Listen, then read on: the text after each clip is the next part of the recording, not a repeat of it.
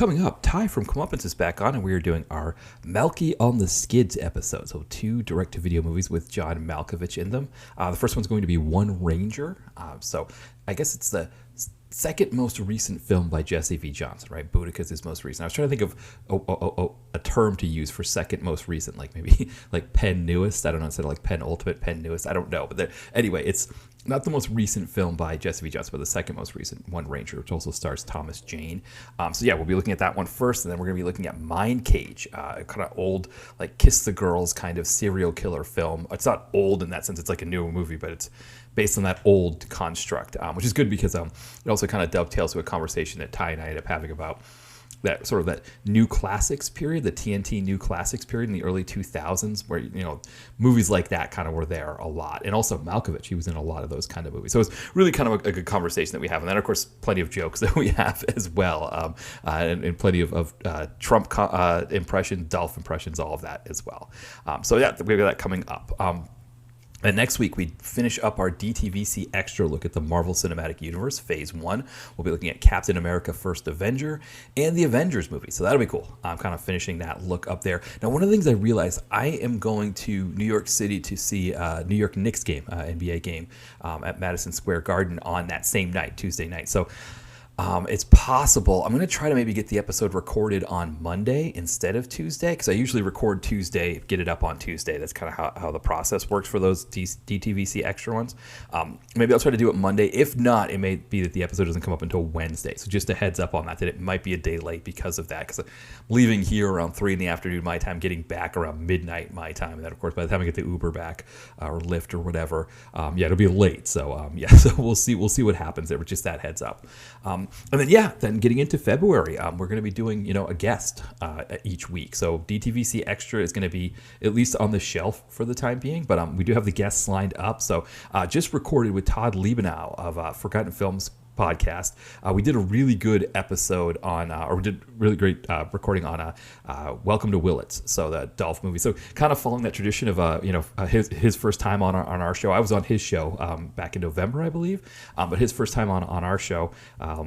Doing a Dolph movie. And so, it was a really great conversation there. So that'll be in 2 weeks that we'll have that episode up. And then looking to record this week with Mitch from Video Vacuum, looking to do Ghost Rider, Spirit of Vengeance. So I think that'll be a really fun conversation with him. I think, him as the Video Vacuum, he watches so many different types of movies. And Spirit of Vengeance, it kind of, it's like an intersection of a lot of different places, kind of like, DTV, Eastern European made movie, big budget comic book movie, then of course Nicolas Cage in it and all of those kinds of things. It's a really fascinating movie. So it's going to be I think it's going to be a fun conversation. Then also Will from Exploding Helicopter, looking to record with him again soon as well. We're going to be doing a Vinnie Jones episode. So we'll be looking at The Big, Ugly, and Bulletproof when we do that one. So that'll be a lot of fun. And then, of course, Ty from Comeuppance, looking to have him back on, doing a similar, our classic 2-movie episode, looking at the movies Assassin and The System. So we'll be planning to record that sometime as well. And then, that gets us fully booked in February. And then I do have people scheduled to record with in February for March episodes as well. So looks like we're going to be able to at least go for the first 2 months having a guest every Tuesday. We're going to keep trying to keep that energy going and see if we can keep that moving. And then, of course, that idea of like what to do with the DTVC Extra if maybe Thursday, maybe every other Thursday or something along those lines. That might be the plan for that if we keep doing them. So there is a following for them. It's not anywhere near as big as the episodes that I have with guests, but the solo ones, there are people that like to listen to the solo ones and check those out. So it might be a way to kind of do that, to kind of just sort of fit those in there. And I think also it always depends on the topic, and who's interested in the topic involved. And I always try to not be too beholden to the numbers, because the numbers, you might say that, okay, Seagal's going to do better than, who knows, Charles Napier, we did an episode on recently, that kind of thing. I mean, that's a given, but, if you always follow the numbers, right, then you never get to explore kind of things outside of the, just Dolph and Seagal every week or something like that. So it's always that kind of that idea of like, yes, the numbers are important, but also, sort of knowing too, like, what are some topics you want to explore, kind of, that may not get you the numbers that you want, but just because you want to discuss them. So that's part of it. And I think that's part of the reason why too with the DTVC Extra, it obviously is a solo one. It's not going to do the kind of numbers that a regular podcast episode would with a guest, and that makes sense, right? Having somebody else to bounce the ideas off of and talk about is always kind of a fun thing. So, but we'll see. We'll kind of see what happens when we get into the month of February and kind of see what my workload is and all of that kind of thing. All right, as far as the blog goes, so we just did Gunfight at Rio Bravo. So from there, this coming week, kind of to close out the month of January, looking to do hunting games with CT from The Challenge. Also had Danny Trejo, Bruce Dern.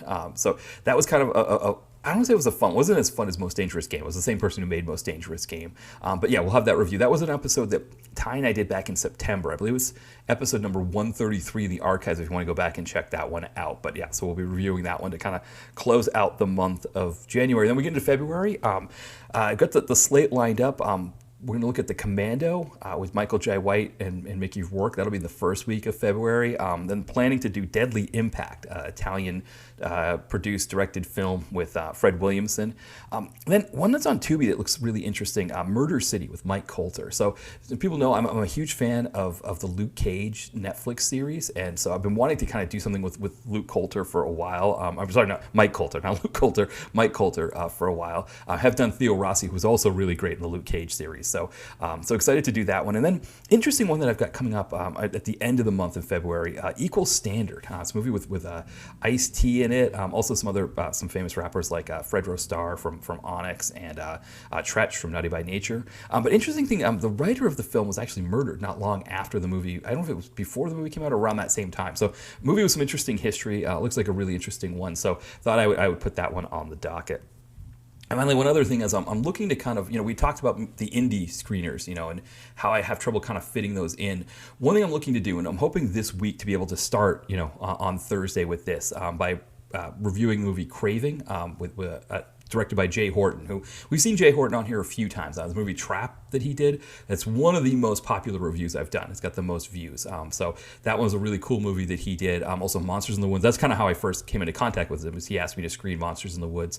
Another one I did for him was Deceitful. And so he has the movie Craving on Tubi, and I thought maybe I'll review that one, watch it and review it. I haven't seen it yet, so I've got to get it watched and reviewed in the next couple days, but that's a plan, is to try to get that in for Thursday. And then kind of going forward, maybe once a month on those Thursdays, do one indie film a month, but kind of do it more on my own, because I think that's where the issue I run into is when a director, producer, actor, whatever, reaches out to me directly and says, "Hey, can you screen my movie?" If I lose track of it, right, if I don't get it done in time, then I can totally understand why they would be frustrated, because they want to get the word out about their movie, and I want to be able to help them get the word out. But then if it gets lost in the shuffle, if work gets crazy, if other things happen, then it ends up being a problem. Whereas these ones that are on Tubi, I can just grab them on my own, and I've noticed that there's a lot of really great indie stuff on Tubi, especially from people that we've talked to before. There's Matt Farley, Motown Media. He's got a couple movies on there. I did. Don't let the river beast get you, I think is what it's called. I did that one already, but he has a few of his movies on Tubi. Obviously, the Cinema Epic crew, Cineridge Entertainment, they have a ton of movies on there, and so those are always ones that I can check out and get reviewed. And of course, Jay Horton, has some of his movies on there. So a lot of the people we've worked with before, they have movies already on Tubi, so I could just review one a month and get them up there, get the word out a little bit more. So not to say I'm never going to do screeners again. It's easier when it's on Tubi, and I can kind of do it at my leisure and make it work there. So we'll see what happens. And then in terms of the site itself, I'm trying to think. I'm into 2022 in terms of updating the archive. So I want to say we're maybe March of 2022. And of course, I keep updating it every night. Last night I didn't get a chance, so I went and saw NBA game last night. That was a game, Joel Embiid scored 70 points. So you never know what you're going to see when you go to a professional sporting event, and that was one, something that has only happened, I think, 14 times by 9 players. They've scored 70 points or more in an NBA game. And it just happened that a game I went to last night, I wanted to see Victor Wembanyama, who was plays for the Spurs, who's kind of this new phenom player who's his first year in the league. So I wanted to see him, kind of see what was going on there with him, and then Joel Embiid just decided to score 70 points. And so a very exciting game, but by the time I got home, I didn't catch up with any of the stuff that I'd been doing with the site. So, but I think I had left it off on March or April for the archive. And again, hopefully by the end of February, we'll be caught up. If I'm already into 2022, then it's just 2022 and 2023 that I've got to get caught up on, because all of the 2024 posts, I think I've had 2 or 3 so far, those are already in the archive, because I'm updating the archive as I make posts now. So yeah, so hopefully eventually we'll get that archive completely up to date. And so every post that I've made, you can go into the archive and see if I've, you can look for a movie on there and see if I've reviewed it or not. So hopefully that'll be done soon. And then of course, updating the back catalog to get rid of the photo bucket links and the map movie guy links. So I think I want to say I've got maybe 35, 36, maybe something movies left for the month of May of that first month that I was doing posts. So if you ever look in the archives and you see the way that they're kind of distributed, that very first month, May of 2007, I did 158. I think I had this goal of just wanting to get 100 reviews up. And so at that time, the site was a little bit different. It wasn't like it is now, where it's I'm updating it every weekly. At the time, I wanted to be some kind of a database where I just reviewed a whole bunch of stuff and just had a whole bunch of things up there, and people could just kind of come and see it as some sort of database that they could go to.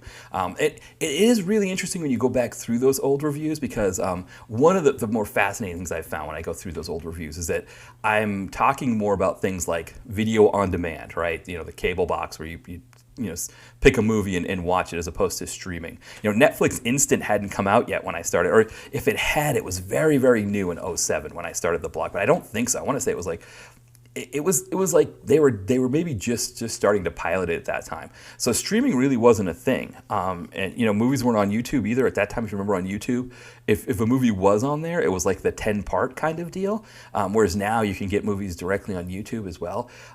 So it's an interesting thing. I'm talking about I don't know if you should rent this or buy. It's like my standard at the time, I think, was rent it, buy it, or maybe TiVo it, right? Because TiVo was the thing at that time. TiVo it if it's on, or if you just happen to be flipping through the channels and you see it. Those were kind of the way I reviewed it. Of course, now it's is the movie on Tubi? Is it on what streaming service has it? So it's very, very different from what it was back then. And it is interesting to see sort of that evolution of that kind of thing. So and it also has been kind of a really exciting process for me, just to know every time I update that post and hit the refresh button and those photo bucket watermarks go away and the actual images that I uploaded replace them. It is such a really great feeling to kind of have that happen. So that's also been kind of bolstering my excitement. I will say it's interesting. I've kind of not been working on novels and writing my novels as much lately, because I've been kind of more into this part of the blog thing. But it's just one of those deals. But yeah, and again, that's going to be a longer process. And I'm not as full throttle on it as just because updating the archive is something that's a little bit more low-hanging fruit, and I can get it out of the way. Plus, I think for people on the site, that's one that people are more concerned with is having the archive there. I think that's the one thing I get asked the most about since I've come back is, when is the archive coming back? When, what are you going to replace the archive with? That kind of thing. And so getting that as fully up to date as possible, I think, is probably going to be the biggest priority, because once we can get that thing back to its former self, then people can really just pop into that archive and just if they know the movie they want, just click on the letter of the movie and page down and see if we have it, and then you can go right to where the review is. And obviously for the time being, probably most good chance your review is going to have those bad photo bucket watermarks and bad links and stuff like that, as we're trying to fix it. But at least you can see what I said, see what I had to say about the review and all of that stuff. Yeah, and the other thing too is that with these reviews, there were some of these old ones that I did in May of 2007 that, when I discovered the movie was on a streaming site or was available to rent or whatever, I would get a copy of it and get new images. And so those old ones that had new images added to them, they're a lot easier for me to update, because I can just download those images that I already created and upload those to the new review. In other cases, there were no images, or the images are really bad. And so if the movie is available on a streaming site, I'm updating the images for it. So that does take a little bit longer to do, but ultimately, hopefully it's going to make the site a little bit nicer looking. But and again, with those old reviews, I don't know, how critical it is, but by the same token, I mean, every review that's on the site is getting read at some point. That's one thing that I know now is that I get the site's getting a lot more hits per day than it used to, and those hits are being spread out across all the reviews. So it's like, some reviews get more than others, but that's kind of it. That really anything that I post could be read at some point here. So that's the idea, is to kind of get everything back together and make everything in better shape. So yeah, we'll kind of keep working on that as I'm posting new posts, and I'll keep you posted sort of here in the podcast and on social on sort of where we're at with those kinds of things. And then of course, as always, the novels are there. By all means, definitely pick them up. I know I'm just saying I haven't been working on new novels as much lately, but I do have something ready to go out this year of a novella that I'm going to plan to publish sometime this year. I'm not sure when that will be. It's kind of more of an experimental thing, but I'll more information on that when I have it. But for right now, Don's House in the Mountains, that's the big one. You can pick that up, Kindle or paperback from Amazon. Links in the podcast description, and of course, Bainbridge, my short action novel that again I think has a lot of overlap. It's interesting. I was talking with Rich from DTV Digest about the possibility of me doing like an audio version.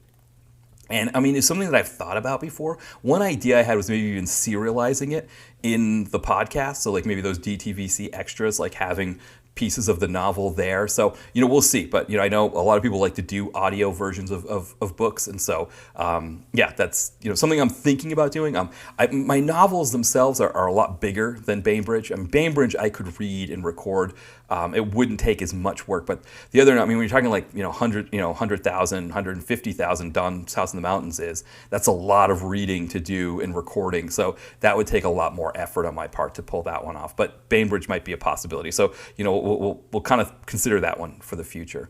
And then just before we head into our theme song and start the main podcast, one thing I wanted to mention as well, again, in talking with Rich about podcast availability, we are, I always talk about Spotify and iTunes as the ones that we're available on because, obviously iTunes is the one I use the most, and I always see it as the easiest because I've got my iPhone and it just, automatically goes there. And then Spotify, because that's where we're hosted. Spotify is the one that hosts the podcast, so I always mention them as well. But really, we are on pretty much every major podcatcher. So, he mentioned Audible, right? So if you're someone who listens to audiobooks and you're already listening to Audible, you can listen to us on that instead of having to go to a separate place. I think you just subscribe there like you would in another podcast place, and you can find us on there. So that way you don't have to go to Spotify specifically or iTunes specifically if you're already in Audible, especially in your car or whatever. You can listen to us that way. iHeartRadio. I don't know how many people do iHeartRadio, but we are on there as well. I know Stitcher is gone, but I think the company that shuttered Stitcher, they also have Pandora, and we are on Pandora as well. So we are in a lot of different places. If you go to the website for the podcast, which whenever I post the link, it takes you to the website, I believe. That'll tell you all the ones that we have. Also on the DTV Connoisseur website, when you go to the website, if you're on your phone, you want to page to the bottom and click on view web version, so that way you get all the sidebar information. But on the sidebar, it will have all of the places where you can find the podcast. So it lists all the different services that have it. So there are quite a few. But so it doesn't necessarily have to be Spotify or iTunes. I mentioned those two because, again, iTunes is the one I use for everything. And if you've got an iPhone, it's like the easiest because it'll notify you when there's a new episode. All of that makes it a lot easier. And then of course, because we're on Spotify. But yeah, we're in a lot of different places. Once we moved from TalkShoe to Anchor, which then became Spotify Podcast, we got access to a whole bunch of more places than we had before. So originally, when it was TalkShoe, I think we were maybe just like iTunes, Spotify, and Stitcher. I don't even know if we were Spotify at that time. It may have been Spotify, but I know it was like Stitcher, and it wasn't a lot of places. So since we've moved to Spotify, we're a lot more places. So you may find that there are more convenient places to listen to us than iTunes and Spotify. And of course, by all means. And of course, let us know if there is a podcast service that you use that we're not on. Let me know, and I probably can add it. It seems like Spotify allows us to add any number of them. So I think we're on like 7 or 8 platforms right now. But if there's one podcatchers that you use that we're not listed on, let me know, and I can definitely add us to that to make it a lot easier for you to listen to the show. All right, so I think that's everything. So yeah, we'll have John Cross of Miscellaneous Plumbing Fixtures and After Moving Diner, playing our theme song here. And then, when we come back, Ty from Comeuppance and I will be discussing One Ranger with John Malkovich.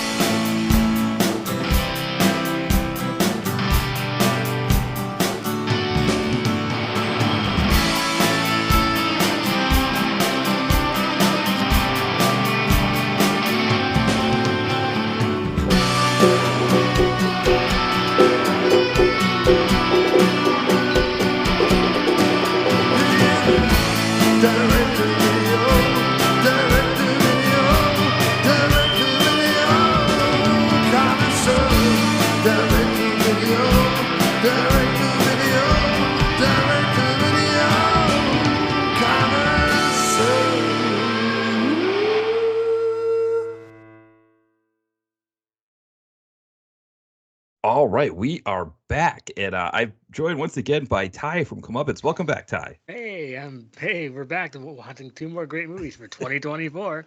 Exactly. Thanks for having me on once again.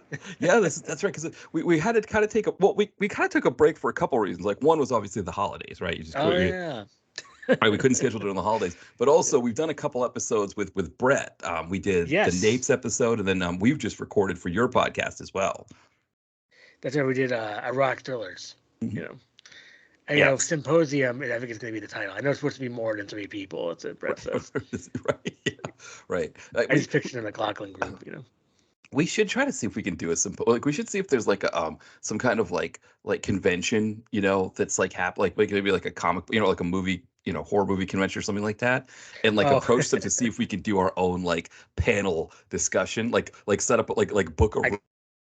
Yeah, I can totally see that. Yeah. Eroticon. Erotica, right? Well, like it's even if like it's a horror one, we could be like, well, erotic thrillers have a lot of killing in them. They're like a side piece of all right, yeah, we could, but you know, then we get up there, we just kind of like we all have our seats behind the, what is it, a dais? Would that be a dais or something like that? I don't know, that we'd be sitting.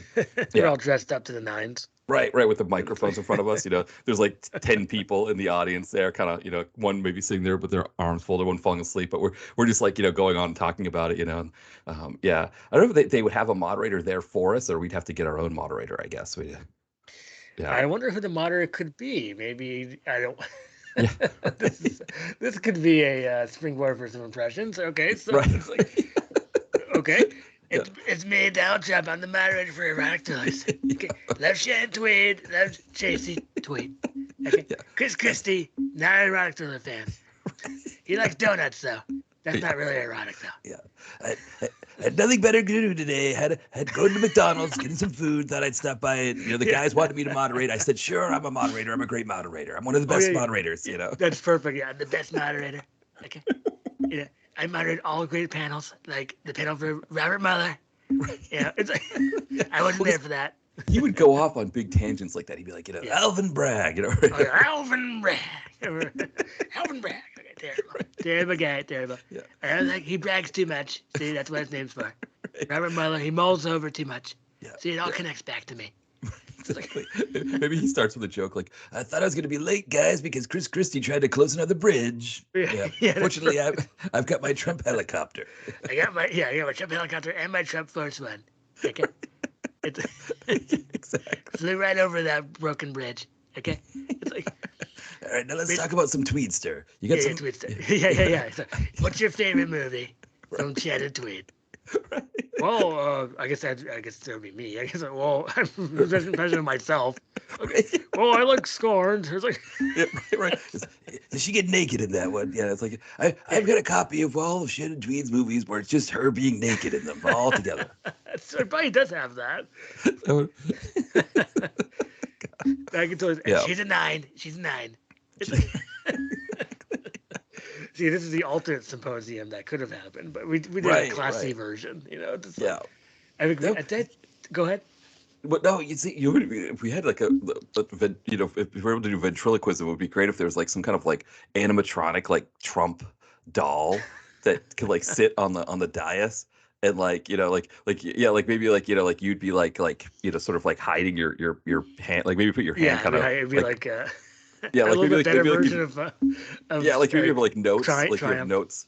You Yeah. just lift the notes up over your face, and then you start. That could be like what it is. Is it's like like and of course everybody just because it's just so goofy, like they don't care that you're lifting up your notes to your No. face like every time Trump's talking. And like Trumpy Bear, he would be the Right. puppet, Yes. Right. So it's Exactly. like Trumpy Bear. I mean, I know we go right at the Trump. Oh, he'll also be the moderator. I'll say, oh, Dolph Lundgren, the moderator for Octo's. I haven't been in many. It's like, Right. He just did one, didn't he? Right. Jill Rips. Is that the only erotic thriller? I guess if we would count as one, yeah. I was I wearing mean, a very it's cool sweater. It's very white in Canada. right, right. That's like the best part of it is the sweaters. I know. It's not really that erotic. It's like it's got the S&M element, but it's not. It's like it wants to be an erotic thriller. Maybe that's the No, best it way to doesn't describe that make one. it. I Yeah, remember when that was coming out. I think before it was coming out, they're going to get Tom Berenger, and then they switched it to Dolph Lundgren. yeah, I actually not Tom Berenger. right, So exactly. it's like, And it I was like to see that though. yeah. Well, another Montreal trying to pass as Boston, which Yeah, is no, you just can't. yeah, No, go yeah. ahead. No, that's Yeah, it's you just Montreal. can't. Montreal's either Boston or it's New York or it's now of course it's what Budapest or Right. Bucharest or something like that, Well, I right? love those because it Yeah. sounds like, they see it says bookstore on it. It's like you Yes. got to put like, how about anything, Walden Books or Waldy Books or something. You can't call them Walden Books. I guess that's copyrighted. Did you have a Walden Books where you were? Yes. Well, Yeah. so not in my area growing up, but I think in Portland, Maine, I think they Oh, had okay. a Walden, or they definitely know there were some in the area for sure. Yeah. All Um, those bookstores. The only one that survived, I guess, is Barnes and Noble. it did. That's still hanging around. Now, Borders went away. It boarded Yeah. up. So it's Boarded just up. like, so then That that was went a while. That went a while ago. I think it was like 2007, 2008. right. I think I Yeah, was because talking to my cut. No, go ahead. I was gonna say because it had like the same vibe as Barnes and Noble. It's amazing that that it was like a similar thing where you could go and hang out there. Oh, for sure. It's like I think I'm not sure they had food. I don't remember just kind of going there and see what. I'm not sure where it was. Maybe it was Milford Mall. Yeah. I don't remember. But yeah, so we want to talk about what we're watching lately, right? Yeah. What have we been watching lately? Well, I went to the movies with Brett Yeah. to see The Beekeeper, Jason Nice. Statham. I know you have a better impression The only thing I can than say is in Jason Statham voice is, yeah. "You know what I mean? Yeah, You know what I yeah. mean? You know And what I I could mean?" do, oh yeah, that's good. Yeah, if you do it deeper, yeah. Yeah. Right. Right. Yeah. Yeah. That's all I've got. Yeah. You know what I mean? Know what I Yeah. mean? I don't think he said that in this one. Does he know? I, Okay. I mean, people say he didn't say much in it, but I think, Yeah. well, Keanu Reeves says less Right. in John Wick 4.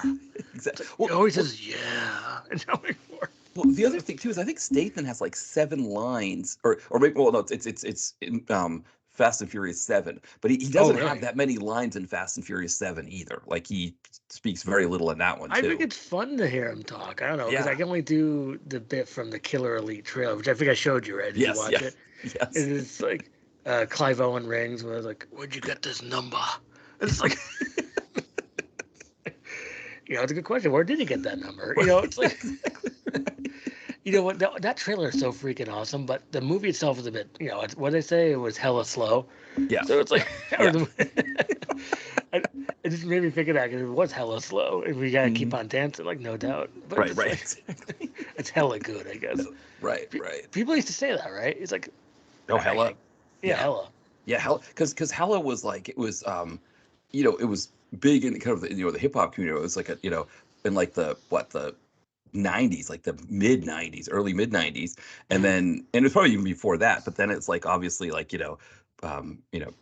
like all those kinds of things, it becomes mainstreamed and everybody's Oh saying yeah. it. Yeah. Then people used to say "Drop It Like It's Hot." That was Yeah. popular. Yeah. And I guess what was the other ones? She's All That, Yeah. something like that. A bag of chips or something. Yeah. It's like, Yeah. and a bag of chips. That's Uh, pretty good. In yeah. this economy, there's no bag of chips. You're all that. Right. There's not much Exactly. there.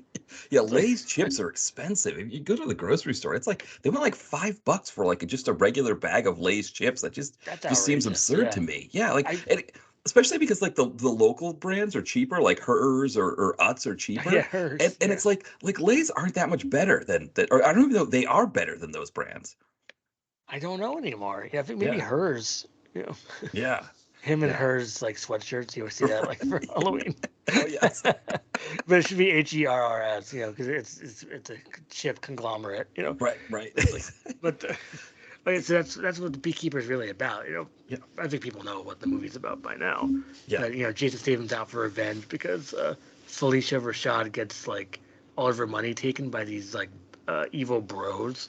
Yeah. You'll see. I don't. If you want, I don't want to give anything else away. But No. that's I've definitely. basically the plot.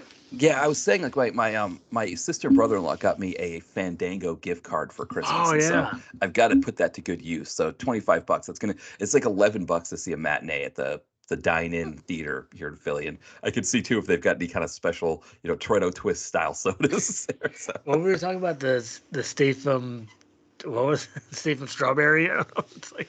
Yeah, Statham strawberry would be a good one. Yeah, yeah, or like honey. Yeah, like Oh right, yeah. Beekeeper. could they do Beekeeper hot blueberry. honey? Because Yeah, hot honey, that seems yeah. to be the trendy thing now is hot honey. But Yes. yeah, Yeah. speaking of Utz has a hot honey flavored chip, but that seems to be a trendy thing now. Have you tried that? I haven't tried that one. It's not bad. It's actually pretty good. I hot honey itself I've never really tried because I don't know what I would put it on. I don't know what I would put it in or what I would do. But I guess chips, you can make a chips flavor with it, and that's actually not bad. Because I know ketchup chips are I know they're kind of controversial. Yes. Yeah. Do you like ketchup? I like ketchup chips sometimes, but I don't do. usually get to have them because I don't know where they are. So. Yeah, my new favorite kind of chip is actually going back to Lay's. They had these like tie-ins with NBA players, and the LeBron James spicy cheddar and or cheddar, spicy cheddar flavor. That's like one that I really like, but it is pretty potent. Like it's like one of those things where like if I eat like a bunch, like I just feel like the flames of the spice, like just kind of. Yeah. It's not like that one of those spicy where it's like like the ghost pepper ones where like you eat one and it's just like intense pain. It's more like the buildup of just like spice that It's not that too much spicy food. It's bad for you, kind of, because it's like you're not really enjoying your food. Right. You're just enjoying all the spiciness. Well, that's the thing with these is that the spice is like it's not overpowering, so it is enjoyable. But then it's like you've had once you've had too many of them because how chips are. You just eat. It's easy to eat a lot of them. The buildup, the buildup gets you with those. That's really it's like one of those things where it's like, man, I just had a half a bag of these and now my stomach is not feeling. It's like just like the flames are kind of building. Exactly. It's like, well, I bet just have a regular normal chip so you don't feel sick later. Right. Exactly. Yeah. I guess. Wait, what have you been watching? Well, so for me, it's funny. I've been doing sort of like the Marvel Cinematic Universe thing for my solo podcasts, the DTVC Extra, and so I have been kind of watching the Marvel Cinematic Universe movies, but then also some of the other comic book movies from those times that I hadn't seen before. So I had never seen Thor. I had just somehow it passed by with me never seeing it. I also have never seen the Avengers, which I'll be seeing soon for the last. Oh, that's surprising. Yeah, I just it's weird how some movies pass and I don't catch them, and some of them I think the big thing is cable, right? Cable seems to be like Thor 2 one time. Sometimes you flip through the channels and I don't do this as much anymore with streaming. Like I don't remember before streaming became so big. You used to like on a Saturday afternoon while you're like waiting to do something or maybe not doing anything at all, and you just start like flipping through. Yeah. It's like, oh, there's whatever, Captain America, First Avengers. I'll just watch this, Well, that's the thing. You usually miss about the first 12 to 15 minutes. Right. And then it's like, all right, I'll keep watching. That's a classic because you're not really watching on time. Yeah. So it's like well, I think that's how I saw Shawshank because remember TNT used to play Shawshank every weekend, like 5 times. So I don't think I've ever seen Shawshank beginning to end. I've just seen it in pieces. Like, I watched the first 30 minutes this time and then went and did something. But another time, I think I watched it out of order too, almost like a Pulp Fiction kind of thing. But I think that's how I've seen Shawshank is just through pieces on cable like that. Yeah, I guess that is a classic cable staple. It was or staple. Right. It was a TNT New Classic. Remember the New Classic? Oh my goodness. They should bring that back and just put out like the worst things. It's like I mean, do you ever like have those friends like you'd go to their house and their DVD collection would be, or their apartment or whatever, their DVD collection would just be all of like the mainstream Hollywood movies that came out for like the past 5 years? Yes. Yeah, and you're just like, okay, why do you have 10 Matt Damon movies? It's like. Oh yeah, I remember you telling us that, and it's like, and then he's like, I got Euro trips. Like, aha, Matt Damon's in that, sir. That's right. That was that one friend I had where he had like a collection like that. He had like the wooden thing, like the wooden, not shelf, I guess it's a shelf, but it's like the, Well, yeah. like the kind of, it's like wooden kind of, whatever thing. But it's like, yeah, he had all the movies displayed there. And it was like that kind of a collection. It was almost like he did like the Columbia House thing or something. And I was like, dude, you're a big Matt Damon fan, huh? And he's like, what are you talking about? And I was like, this is like 9 Matt Damon's. I'm like, are you just trying to collect all the Matt Damon movies? And he's like, I don't know, whatever. And so then I was working one night and I got a call from him and he was like, I'm going to kill you. And I was like, why? And I was like, I just got Euro Trip and guess who's in it? I was like, I don't know who. And he's like, Matt Damon. And I was like, oh man, that's awesome. I was like, see, look at you. You're really, really adding to that Matt Damon collection. I wonder, so what year was that? That was what, 2004, 2005 when he got Euro Trip? I think it was even earlier. It might have been like 0203. Okay. When I think about, actually, it could have been that late. So that apartment, because I just remember that job I had in that apartment. I think I moved out and quit the job in like, I went to graduate school. So I think I quit that job sometime in 04, I believe. Okay. And that's around time of Euro Trip. Yeah. Oh, actually, no, I still would have been going there because I remember when the Red Sox won the World Series. I remember going to work and a woman beeping her horn at me to let me know, like, hey, the Red Sox won the World Series. So wait, how did she beep her horn? She's like, beep, beep, beep, Red Sox won, beep. It was like we both were like, and the funny thing, she was actually from here in Philly, and I didn't know a lot about, but she'd become a Red Sox fan. We were always talking about how the Red Sox were doing, and it was just one of those things where it was like she just beeped her horn a few times at me, and I knew that's why she was beeping at me. It was to be like, yeah, the Red Sox won the World Series. Because we hadn't worked similar shifts in like. Oh, okay. So it's one of those deals where how that works, like with some job, like this was a nursing home and I was in the kitchen and she was a nurse's aide, and so it's like one of those things where like if she's doing a lot of day shifts or a lot of night shifts or something like that, maybe I wouldn't be working the same time as her kind of thing.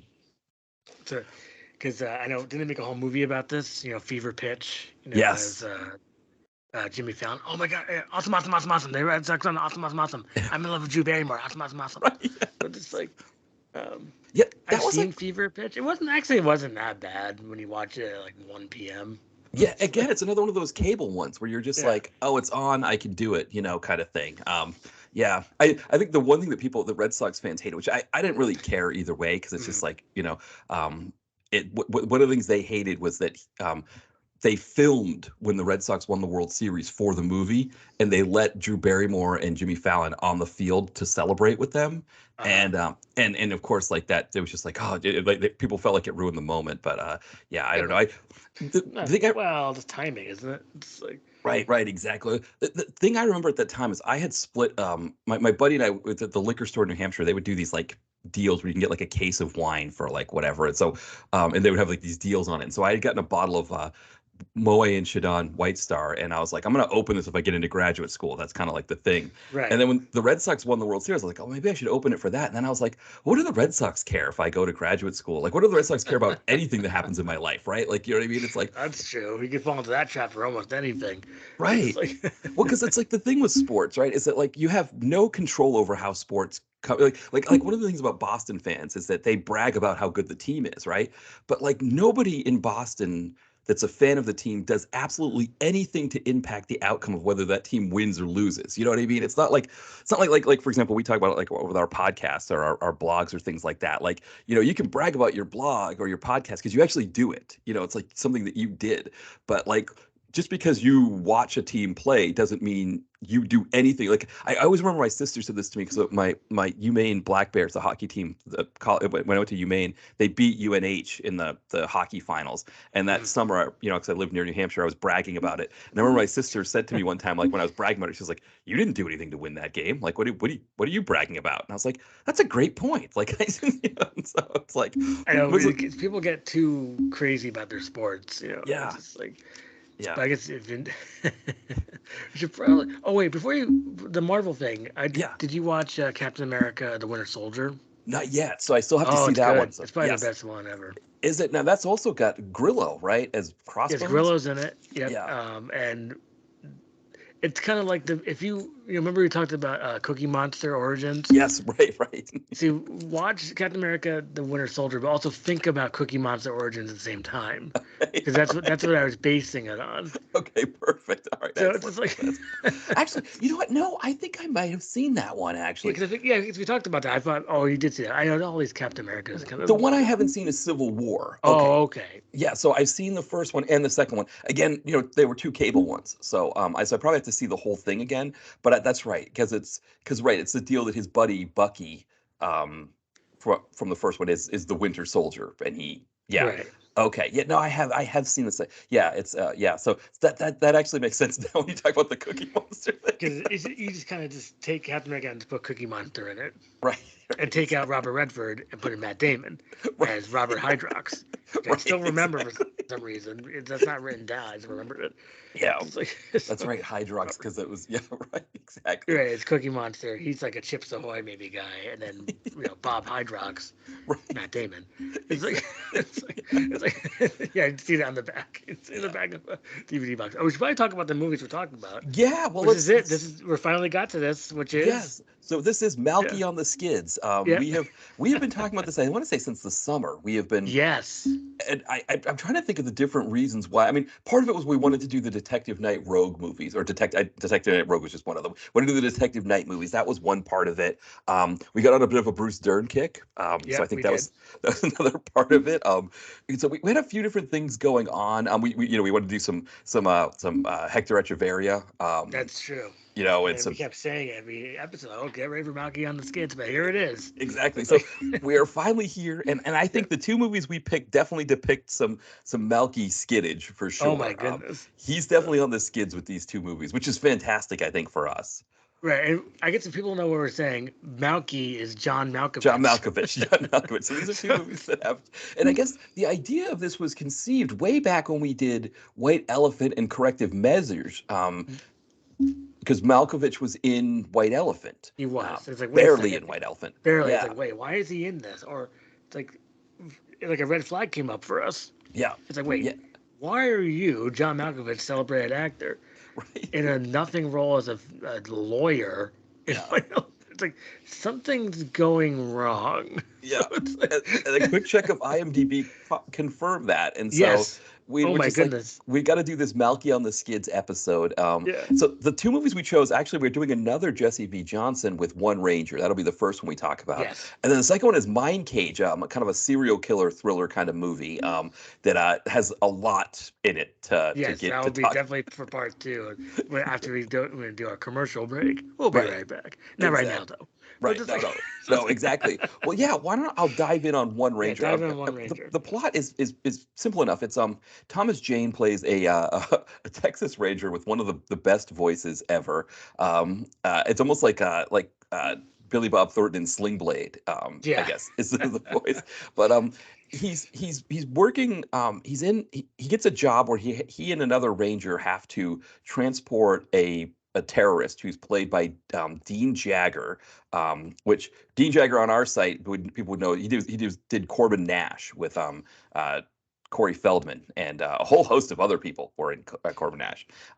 But anyway, so Dean Jagger, the Declan McBride, I guess his character, he's a Irish terrorist who he has his crew bust him out. They kill Jane's friend, so now Jane's like, well, I got to go to England and track this guy down. And as luck would have it, Agent Jennifer Smith, played by Dominique Tipper, she was the one who wanted him to transport McBride. And so she's like, yeah, come to England with me. We'll track him down. That's where John Malkovich gets involved because his character's name is Control, or Geddes, I guess is what it is in the Geddes, yeah. Geddes. And he's like, well, you can help out Thomas Jane, but you can't shoot anybody. And of course, Thomas Jane shoots people all over the place. And he's like, you're really causing a lot of issues here. But then okay, and eventually what happens is that they have a big shootout with Jagger. He's got this big plan to like drop a dirty bomb in London or something. That's kind of the thing. And then They always they do that in London. They always drop these dirty bombs in London. Because yeah. there's a movie called Dirty War. It's an Mhm. HBO movie. And it's about a dirty bomb in London. It's like, Yeah. Yeah, I guess they just want to do dirty bombage. And yeah. London, I guess, is a city that just lends itself to dirty bombage. I think And it so, does, unfortunately. Maybe that's what's like, wait a second. yeah. And then We what could, we get is we get we get the McBride escapes, but we've got a good 10 minutes left of movie. And unfortunately, it's not credit padding; it's ending padding, where Yes, oh my goodness. Thomas Jane just goes to Mexico and brings in his guy, and that's it. That's our movie. So yeah. Ty, what did you think of One Ranger? Okay, I thought it was one Ranger, one dud. Um, Because that's the quote of the movie. Just to give everyone a sense, the quote of the movie is one riot, one ranger is a yeah, that's Chuck Norris. As right. first, that's what I wrote down. It's like, what? Yeah. So wait, but let's talk about Thomas Jane for a minute because what's with the accent? He has a cool enough voice as it is. Yeah. And I gotta say that he's been hitting the skids lately too. I'll get back to that. Yeah. But we could definitely do a Jane on the Skids. It doesn't sound as nice as Malki on the Skids, but we could definitely do one. We could do a whole series of On the Skids with some of these actors. That's true. It's like, and we can even go back a bit. Well, we can do Robert Downey Jr. on the Skids. Danger Zone. Right. Yes, that's a good point. Going back to the '90s with that one. Right. It's kind of pre-Iron Man. You could really do it. Iron Man really removed him from the Skids. It did. It took a while though. I mean, I wish he did more skid work, but it's just like you got one. You got Danger Zone. Yeah, he hit Iron Man out of the park so much that it was like you get almost like kind of the sports analogy. It's like that one last chance for the championship, and he just like did so well. It's like you have to respect that he climbed his way out of the Skids with he was given his chance and he took it. It's impressive because he now kind of acts like Iron Man. He's kind of like Ryan Reynolds in Deadpool. He just acts like a kind of a pompous guy. Right. Or maybe he's always like that, but I'm not really sure. Yeah, it's very possible. I'm gonna go back in time a little bit. I remember, I don't know why we did this, but it was a school project about like celebrities in trouble or something. Right. And I don't know why, but I picked Robert Downey Jr. And I think I said he's gonna come. This is 1999. Mm-hmm. So keep that in mind. So it's like, see, we were still kind of on the Skids, but I didn't really know about Danger Zone. I knew about like all the kind of, Chaplin. Right. Yes. Yeah. What's the other one? Speaking of, I guess mostly just Chaplin, but it's like, yeah. And then I think Two Girls and a Guy was coming out, but it was rated NC-17. So I couldn't really. I had to make sure I don't say that. I looked it up on the the internet, America Online. Right. It's like, don't forget I'm 13 years old. Right. So why are we talking about them? Are people just like celebrities with drug problems? Tim Allen, We did a similar thing as a freshman year of high school, and this girl in my class chose the Menendez twins. Yeah, it was hilarious. It was like she had like a whole like poster board and stuff. It was like what is going on here? It was a total trip. I didn't know what to make of any of it, but yeah. That's amazing. Yes.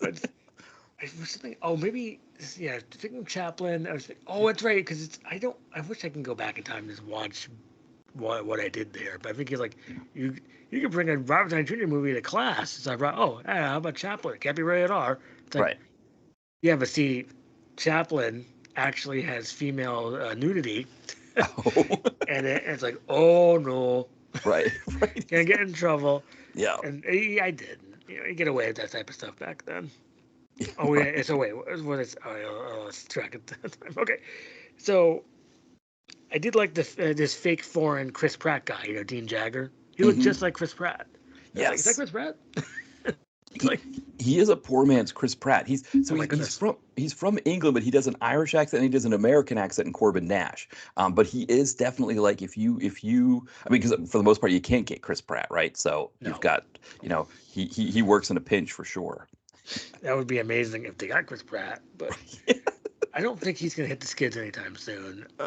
He was close. You know what? He was close because he was like friends with like Ben Shapiro, and I think like this religious sect that he's in. I'm friends with Chris Pratt. Exactly. Warmongering again. Warmongering. Yeah. Well, the other thing too is I think the religious group that he's in is kind of like on the fundamentalist side, but he was really adept at like avoiding the cancellation process. And I mean, to be honest, I don't even know if he was going to get fully canceled, but he definitely like did a good job. He's somebody who's good at like making sure he's not going to get. I think he's very safe on that kind of thing, and so I think canceled. I think Skids. I still think Chris Evans. Who's the other one? Chris Pine. He's already stepping his toe into that boring movie he made. It's so boring I forgot the title. What, the Dungeons and Dragons one, or no, I like that one actually. Oh, okay. The one like the Patriot, no, it's something. Oh, right. Yes, yes. I know what you're talking about. It was What's it on called again? Amazon. What was that one? I know what you mean though. It was The I can't remember. It's like a tip of my tongue. yeah. But it's like it wasn't very good. Let's see here. Yeah, I won't go. I don't want to go crazy. I don't figure it out. It'll be right there. It's like the Contractor. I was gonna say the Commoner. Yeah. But yeah, the Contractor's the Contractor. the Commoner. But yeah, so and you don't waste your time on the Contractor. Sounds cool though, the Contractor. If Chris Pine knew what he knew his movies, there's a movie called The Contractor. It stars Wesley Snipes. So That's like, right. That's right. and, That's and right. Ern Hudson. Yeah. Ernie. Yes. Or Ern. Oh, yeah. Okay. Here are my other notes. Okay. So, okay. It's no Last Marshall. You know? Right. Like, and let's get to the main problem with the movie, which I think is Malki's voice. Yes. What the heck? Yeah. What is that? So first user review, if you look at the at least the first user review I'm seeing on here, John Malkovich trying hard BBC accent. That's what the title of the review is. Oh, really?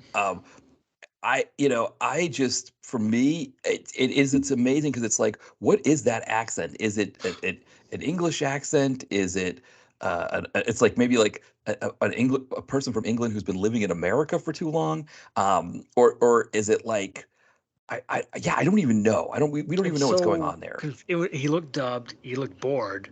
Yeah. And then you hear his classic Malkovich voice, which it's kind of hard. Only Bill Hader can do the great Malkovich voice, but Right. Yeah. it's like John Malkovich. It's like that's what I can do. But he didn't sound like that. It's like, where's my Malky voice? Right. It's like, at least that's kind of fun to listen to when he says stupid dialogue. You don't even get that. Yeah. So Well, it's like, and the other thing too with this role that he's playing, this is one of those ones where you can get away with mailing it in by saying, "I'm just playing it the way the character would," because like the character would do it this way is what he could say about this one. So you could accuse him of mailing it in, but he would be saying like, "Well, no, he's the kind of guy that would be like very like monotone and almost like not caring about it." and I thought he's been on a run, Malky. It's just like we've been saying that. He's got the survivalist, which might do Malky on the Skids too. Yeah. It's getting harder. But We've got a lot of Skids here. It does. I mean, Salvage Salvation, I think, is one we've talked about. We're going to probably do it. Yes, you should watch. I did watch it. I couldn't wait. Yeah. It I've got to watch it too. 8 months to get on Hulu. I can't wait that long. Yeah, no, it's finally on Hulu now, so that's definitely But I mean, this one here is just I mean, yes, obviously Malkovich is like a very side character here. So, but it is like I almost feel like he convinced everybody on the set that this is how you're supposed to play this part, and they all I think they all like it, to be honest. I think that they think he's like this really great, like almost like like what like special agent, like he's like director, control, whatever kind of person. Whereas I think it's like it's just a trip, right? It's just every scene that he's in is a trip. I know that's what makes it interesting about the movie, but I feel like it just could have been a lot better. Yeah, this movie could have been a lot better. It's Jesse V. Johnson, didn't he direct The Butcher? He did. That movie's awesome. You got your Eric and your Jerry Trimble. Yeah, which a great Trimble performance. I mean, the thing about this movie that I think that it didn't make any sense to me, right? So the whole idea is one riot, one ranger. So essentially, like it's almost like the Spartan idea, right? You send one ranger into a situation, one Texas Ranger, and they can handle everything. Well, first off, right, it's two rangers that are transporting Declan McBride, and one of them gets murdered and the other one barely survives. So in that case, we had two rangers and they couldn't get the job done. And then when he goes to England, the entire time he's working with Agent Smith, Dominique Tipper. So it's like one ranger and one MI6 is what you need, right? And so it's like this doesn't ring true, or doesn't sound good on a poster. Right, exactly. So it's not like it's one ranger taking care of business. That's what we were sold, but it's not that at all. So it's like, why are we calling it one ranger if really he's working with, he's like teaming up with people the whole time. It's a great point. And then you have this overall. Oh no, go ahead. No, I was just gonna say, like, there's a lot of times where, I mean, he gets his life saved multiple times by Dominique Tipper's character. So like that's another piece too. It's like, well, if she's not there, he's dead. So again, one Ranger, except he's dead. So that's another piece of it is that like, yeah, it's almost like in some cases it's more her movie than his, and you wonder if like they could just instead of making it based on him, make it based on her. I don't know, so. Because the main distraction really was Thomas Jane's Southern accent. Yes. He already has pretty cool voice. Right. Yes. You're lucky to have that, sir. So it's just Right. like, and then what you kind of goof it up with the accent and the mustache. It's like, Right. do you like I mean, do you like the mustache? the mustache was fantastic. I mean, Yeah. the whole thing. It's like that's the thing is like that character that he's playing. You could see like remember the movie Vendetta that he did, which was a bit of Oh my goodness. right. I never seen him that lazy in my life. Right. Thomas, I was going to get to that. Right, we I was smoking like, the pipe. I was But at smoking a least pipe. He it's has an like accent. He did nothing. right. Couldn't- But at least it's like a small piece of the movie, right? Yeah. So like if this movie like if Thomas James shows up and he's playing this character with his voice and the mustache and that whole thing, but it's like a side character, it's like like the whole movie's more based off of Agent Smith, Dominique Tipper, right? Who maybe she's in Texas trying to solve this whole thing. And Thomas Jane is just sort of this goofy side character who helps her out. That would be a little bit more believable than having him be the main character with that accent and that mustache. That's a great point. Maybe that could have been a better movie to do it that way. And in Malkovich, maybe he could be the villain, not some weird dubbed voiceover guy. Right. It's like, right. it's like what Getty's. I remember when this was coming out. I think we were excited to see it. Yes. And I made it I made it the second movie I watched before we do Mindcage. Yeah. It's like, oh, this is going to be the good one. Yeah. Oh. Well, because you know what it is with Jesse V. Johnson, and this may have in a way even may have hurt this movie here, but Jesse V. Johnson has a quality as a director that gives like a movie. Every movie he does has a floor, right? Like it can't be horrible. So like he's never going to do like a Phoenix, I wish. Right. And so that kind of works for him and against him, right? Because on the one hand, you get something like White Elephant that is just, really solid and it really works. That's a great point. But then you get something like this that when it doesn't work, you can't then go in and like make fun of it for like how shoddily made it is because it's going to be made so well that like I mean the actors all deliver their lines like nobody's delivering their lines like Eva Marie Saint or Eva I can't what Natalie Eve Saint Marie. Right, exactly. Like nobody's doing that. There's no stone crabs. I wish they could do it like that. I can't even do it that flat. Right. I know, exactly. So like and I mean this movie has some actors in it as well. It's like it's got Nick Moran, it's got Patrick Bergen, in addition to Malkovich and Jane and what a lineup. I usually get these. Patrick Bergen. I know he's still on my list of saying Yeah. I don't know. I never liked them. Yeah. Like, but that's just me. Just like, yeah. But besides that, okay, Patrick Bergen's okay. But then Nick Moran, he's in all those Danny Dyer movies, right? Yes. Yeah. Exactly. Right. Exactly. It's funny when UK people make fun of Danny Dyer. He's perfectly fine. Yeah. I don't get the hate, but it's like.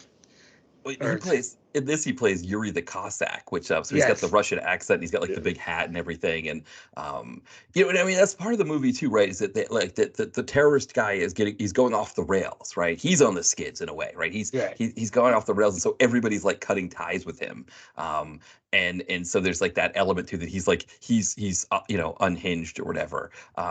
But yeah, but even then, like I mean, he makes a good baddie, right? Like, it's a good enough baddie, but it's like what are we supposed to do with Thomas? Yeah. Go ahead, yeah. I was gonna say, like, how do you not burst out laughing when Thomas Jane's like, I reckon I'm from Texas. Yeah. With a mustache and the hat. I know. I immediately kind of like, oh no. I mean, I kind of turned off my brain, which I was going to anyway, but it's like then I turned it off again. Yeah. Like turning off the dark. That Spider-Man thing. Right. Exactly. I still don't understand how you turn off the dark. No. I don't. What? What it is, Turn Off the Dark just sounds like a really great title for a Tubi movie. Like maybe not even a Tubi original, but a movie that you see like as you're scrolling through Tubi that you're just like it has nobody in it. Yeah, I can see that. Right? It had no names, or maybe you can have it's like it would be one of those kind of weird ones you see, and it has like Yeah. Laz Alonso or something. It's like Exactly. I know that's What's it's like, one of like them? right. What's Laz Alonso up to?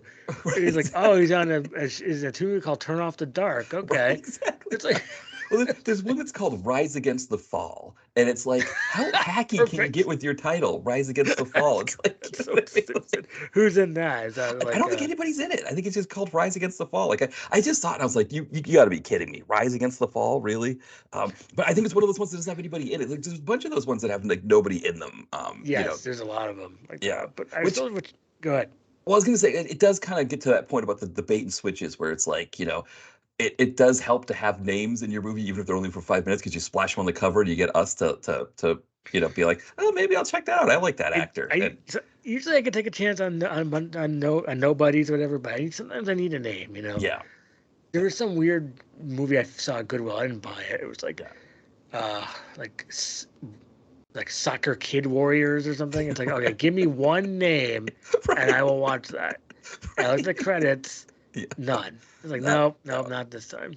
You know what movies you could do with no names were like the late 80s, early 90s DTV actioner. Like that's one where like if the cover just looks absurd enough, you could do it with no names. Like that I think is like modern DTV just doesn't have that level of fun like that you get from the late No, it 80s, early really 90s. doesn't. Sometimes you get a couple gems, but that's been a while now. Yeah. The Butcher was Yeah. 2009. Yeah. I don't want to, that's over 10 years ago, Yeah. which is not good because that means we're getting up there. And then, these Dolph Lundgren movies from 2007, Yeah. you know, your Yeah. command performance. Ready for the do the impression. It's like, what is it? Oh, it's dying's easy. Rock and roll is hard. So, and of course, you were talking about the skin trade. Yeah. Skin trade. That's well. I think the first. I think I said this, but the first time I ever did the Dolph impression was The Killing Machine, which I rewatched. By the way, I watched it last week, Oh, nice. and it Yeah. was good. It's like Dose Vidania. It's like, and then skin trade. He's talking to Richie Quest, Yeah. and it's like, it's like, it's just so it's that's a good movie though. I think people should watch that. Yeah, Skin Trade is a good one. Yeah. It's got a lot of names in it. Tony Right. Jaa, Michael Jai White, Peter Peter Weller. Weller. Right? Yeah. Yeah. It is kind of comparing it to this movie, like it at least kind of has a kind of a consistent flow with some good fight scenes and things like that in it, which I think Yeah. helps it. It Yeah. was a big because see a long time ago I used to listen to the Adam Carolla podcast Yeah. and I stopped. Well, he had Dolph Lundgren. I'm like, ooh, Dolph Lundgren. Okay. And then so I listened to it, and then Adam said, "Well, what are you up to? What are you doing lately?" It's like, hello, do some research on this man's career. Right. 2012, that was Expendables 2, I think. Yes. It's like, well, what else are you going? What else have you been doing lately? It's like, see, that's the wrong way to do it. No, It's like, right. how about Go it's on like, hey, IMDb. I can't do an Adam Carolla impression. Right.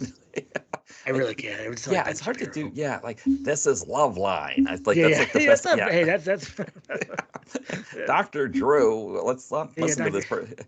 Yeah, I get it. The I guy can't get watched. it up. Yeah. Yeah, yeah. Yeah, he's like the crude guy. Right. There were. I remember. I'm not gonna. I remember I used to watch that because like, it was kind of like adult stuff. Yeah. And but then you don't really care about the callers because I think they may be fake. It's like Dr. Drew, I might have HPV virus. It's like, oh, it's like click. Yeah. It's like go to the doctor. It's like Yeah. it's like I know. That's the one I remember. I remember this one that like this. I don't know that he was actually like a pedophile, but he was like oh, he was veering in that direction. Apparently, he called because I guess he had a crush on like the 14-year-old girl that lived across the street from him, and he was like older. He was an adult, and he was like he started quoting like Tom Hanks like romantic comedies or whatever. And I remember Dr. Drew lost it. He's like, no, stop. Do not do that. It was like, it's like, and I remember like they had the group Nerf Herder. Do you remember that group? yes, yes, I've heard of them. What was Yeah, the song that they did? It wasn't yeah, Teenage I heard Dirtbag. of That was Wheatus. and it's not Sponge. So it's Right. like No, But I remember like they were there and they were like trying to be like trying to give like tell this guy like, yeah, don't, you're gonna get arrested, all stuff. But Dr. Drew's like, no, like he's just like lost it. But I just remember the guy quoting Tom Hanks, and I remember Adam Carolla after he was like, you knew this was bad when the guy started quoting Tom Hanks on the beginning of his call. Yeah. I think that's a good impression of Adam Carolla. It's like, it's like, because I was trying to do my Dennis Miller impression in the last episode that Brent and I did. I don't know if you heard that or not, but yes. it's like I can't even do it. Like, babe. It's like, I'm still working on it. Dennis Miller's a tough one to do because there's a whole look and feel that comes with him. Like Carolla, he just kind of sits there and talks. Like he doesn't really, he's not like a very like animated, like Dennis Miller. This is when I think of like the SNL Dennis Miller, I think of like the hair and like the whole thing there. Well, what he should do, I saw him. He's kind of lost his fastball a little bit, Dennis Miller. Yes. But if he was smart, he would just say, "Hey, you know what? You know what, babe? I love making bordello blood." It sounds like Trump, but it's like it's tricky not to make it sound like Trump. Well, he was the first comedian that did the conservative turn, and I think what's interesting about that is that, like there's a ceiling for that. Like like you like people think that it's like the country's like 50-50, liberals and conservatives, but it's more like 70-30 liberals and conservatives. And so it's like when you do the conservative turn, you get like this 30% that's like really adamant, like they're like really into your stuff and they think you're so great, and you get like all that kind of like the accolades. But really it's like especially if you're on like Fox News, it's really like kind of like boomers and people that haven't like cut the cord yet. And so it feels like it's a lot more because, and also like, MSNBC and CNN they split their audience, so it's like, like Fox has a dedicated 30%, whereas like, MSNBC and CNN, they get like maybe like 25 a piece or something like that. It's like a weird, but like I think there are a lot of comedians who like they feel like, well, liberals are going to tell me I can't make these jokes, and so I'm going to like kind of do this hard turn into conservative comedy. But there's like a ceiling to it. And I think that's what what's his name, Dennis Miller found. Like, I mean, remember he did like net zero commercials and stuff like that. But there was a certain point where it was like, you can only do that, so you can only get so much out of that. Like you're better off kind of being more like, I'm trying to think of a comedian who would fit like kind of like the more broad, like they just got like Jim Gaffigan, for example, or Jerry Seinfeld, right? Like where you get everybody, whether it's conservative or liberal, like you're going to get like a good smattering of everybody. Like there's no ceiling to what or like Larry David. It's like I think that Dennis Miller made it look like it was really good to go full conservative, and a lot of comedians have followed suit. But there's that ceiling there. That's the best you're going to do is like net zero commercials, that kind of thing. Because I remember, I think he's like, yeah, babe, I'm retired. It's like, but the. It's just funny. Net zero. I remember net zero. I remember Netscape. Yes, Netscape. The classic internet. Yeah. See, the internet was the Wild West back then, as they say. Because you could buy like Pepsi.com. Yeah. And then no one really knew. Like, oh, right. I didn't. Someone had to pay this guy off to get Pepsi.com. Because who goes on Pepsi.com anyway? Right. Like, all right, so what kind of soda have we got today? Pepsi.com. He's going to the grocery store. Like, did you remember like there was a period in like the 90s into the 2000s where every single company would list their website in the ad, right? It'd be like, like toothpaste, Colgate.com. And I was like, I think one time I did go to one of them, like Colgate.com or something, because I was like, what are these websites? Like, what? I'm curious about this. And now they don't do that because people Google, but back then it was like they would always have the website at like the last screen of the commercial would have the website at the bottom of the screen. See, we should get rid of the internet and only have one website left, which is the Space Jam Angel Fire website. Right. And that's the only thing you can go on. That's it. Yeah. So it's like, and do anything else you want, but you can only go on Space Jam. I saw about 2 seconds of Space Jam 2. The LeBron one. The LeBron one. Yeah. I didn't see LeBron, but I saw Don Cheadle. Yeah. And he seemed like he was like the villain. Yeah. It's like he almost got me to watch it, but it's like I can't watch it right now. I'm not interested, but not interested now. So it's like, oh, so I mean, I'm look at my notes. I think I'm fresh out of notes on Yeah, One while you're Ranger. checking that, because I think you bring up a great point about Don Cheadle, that going back to those Marvel movies, Mhm. it's like Terrence Howard. Not that I hate Terrence Howard, but like Don Cheadle is just like this other level, and it is hard when he's in something. It's hard to not want to watch Don Cheadle. Yeah, he has that kind of like watchability factor. The Terrence Howard, you can watch Hustle and Flow, Mang, but it's Right? like but it's like I do support Hustle and Flow. It's a good movie. I don't know if you've Yeah, seen it. I don't want yeah. to give away spoilers. I, What you've yes, I, seen it, yes, right? yes. That's the Hard Out Here for a Pimp one. Yeah, Yes, however, yeah, so yeah. the best. I'm gonna give spoilers for a movie that's over 15 years old. So Right. the part I thought was hilarious is when Terrence Howard beats up Ludacris in the bathroom, Yeah. and it's like, and he looks so weird in it. He had all the weird metal teeth. Right. And it's like, Right. so he's trying to be like Little John or something. So it's like, so it's Terrence Howard beating up a fake Little John played by Ludacris. Yeah. And it's Yeah. like, this is a good movie. I don't really have a copy. I should get a copy, but see, it's not very fun Right. of a movie. Exactly. That's the I have thing. dramas in my collection, but like something about one, it's almost a one-time watch. Yeah. Well, it's I like still like like like it. Don Cheadle, Yeah. Hotel Rwanda. He's like amazing in Hotel Rwanda, but am I going to watch that one again? Like it's not the most fun movie to No, it's watch. not the one-time watch. And I think Right. I got distracted by all those like lifeguard suits that Jean Reno was wearing, and Yes. yeah, I know it's you're supposed to have your special help in Rwanda, but Right. it's Right. really distracting. It's like, are you gonna go in the water, or are you gonna be like, Right. it's Exactly. like, Yes. Jean Reno, he's been hitting the skids too, but I think it's probably hard out him. It's hard out here for a French pimp like him. Right. It's just Exactly. like, because he's been some cruds. I still need to watch Rollerball. I've been Yes. sitting on it for a long time to Yeah. watch it with buddies, and I've it's like, never seen that one. That's the one that has the guy from American Pie, right? yes, Chris Klein. Chris Klein, right? So Yeah. another he lost out. He really lost out in the War of the Chris's. He Oh my like goodness, yeah. yeah, He's off in the dust. yeah, like Like, that you Pine and Evans and Hemsworth and Pratt, like yeah, they they were are the just like Chris's now. yeah, it's like Klein just got blown. They just blew by him. He just Yeah, he because he was in stuff. He yeah was in Rollerball, and he was yeah in Say It Isn't So. yeah Say It Ain't So. What Say- was it? Is it by Weezer or is it? Okay, yeah I think I did right, watch that. right. It's either Weezer or Hall & Oates, right? You're right. So you're so Say It Isn't So is Hall & Oates. Say It Ain't Right. So Yeah. is Weezer. So Yeah. that's yeah. So you're one or the other there. Well, that's the thing about, you can make any movie title from a song title. Look at Feeling Minnesota. You Yeah, know, it's like that's a perfect example. Which is exactly. a weird movie. I don't know if you've seen that or Yes, have seen it recently. that's what's his name, right? That's Keanu. Whoa, the film is. I can't do it. Whoa, Well, I'm yeah, feeling Minnesota. It feels good. It's like, exactly. I wish he said that. It's like the movie's weird because I don't know. I need to maybe watch it one more time.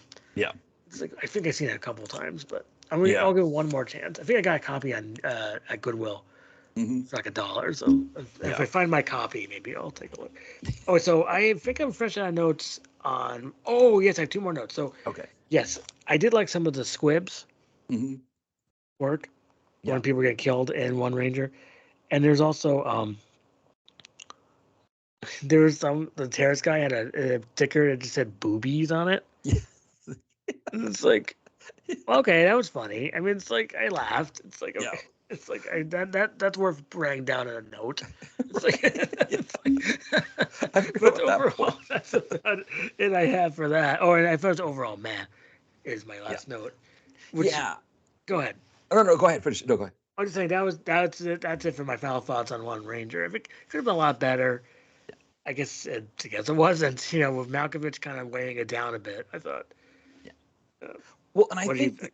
yeah, I think the thing about Jesse V. Johnson that maybe works against him here is that he's created a certain standard for his own work. Now, I haven't seen Hell Hath No Fury, Yeah, I want but to see that. I think the thing is he's got like a whole bunch of projects he's working on all at once. He's just always got like two or three things that are cooking at the same time.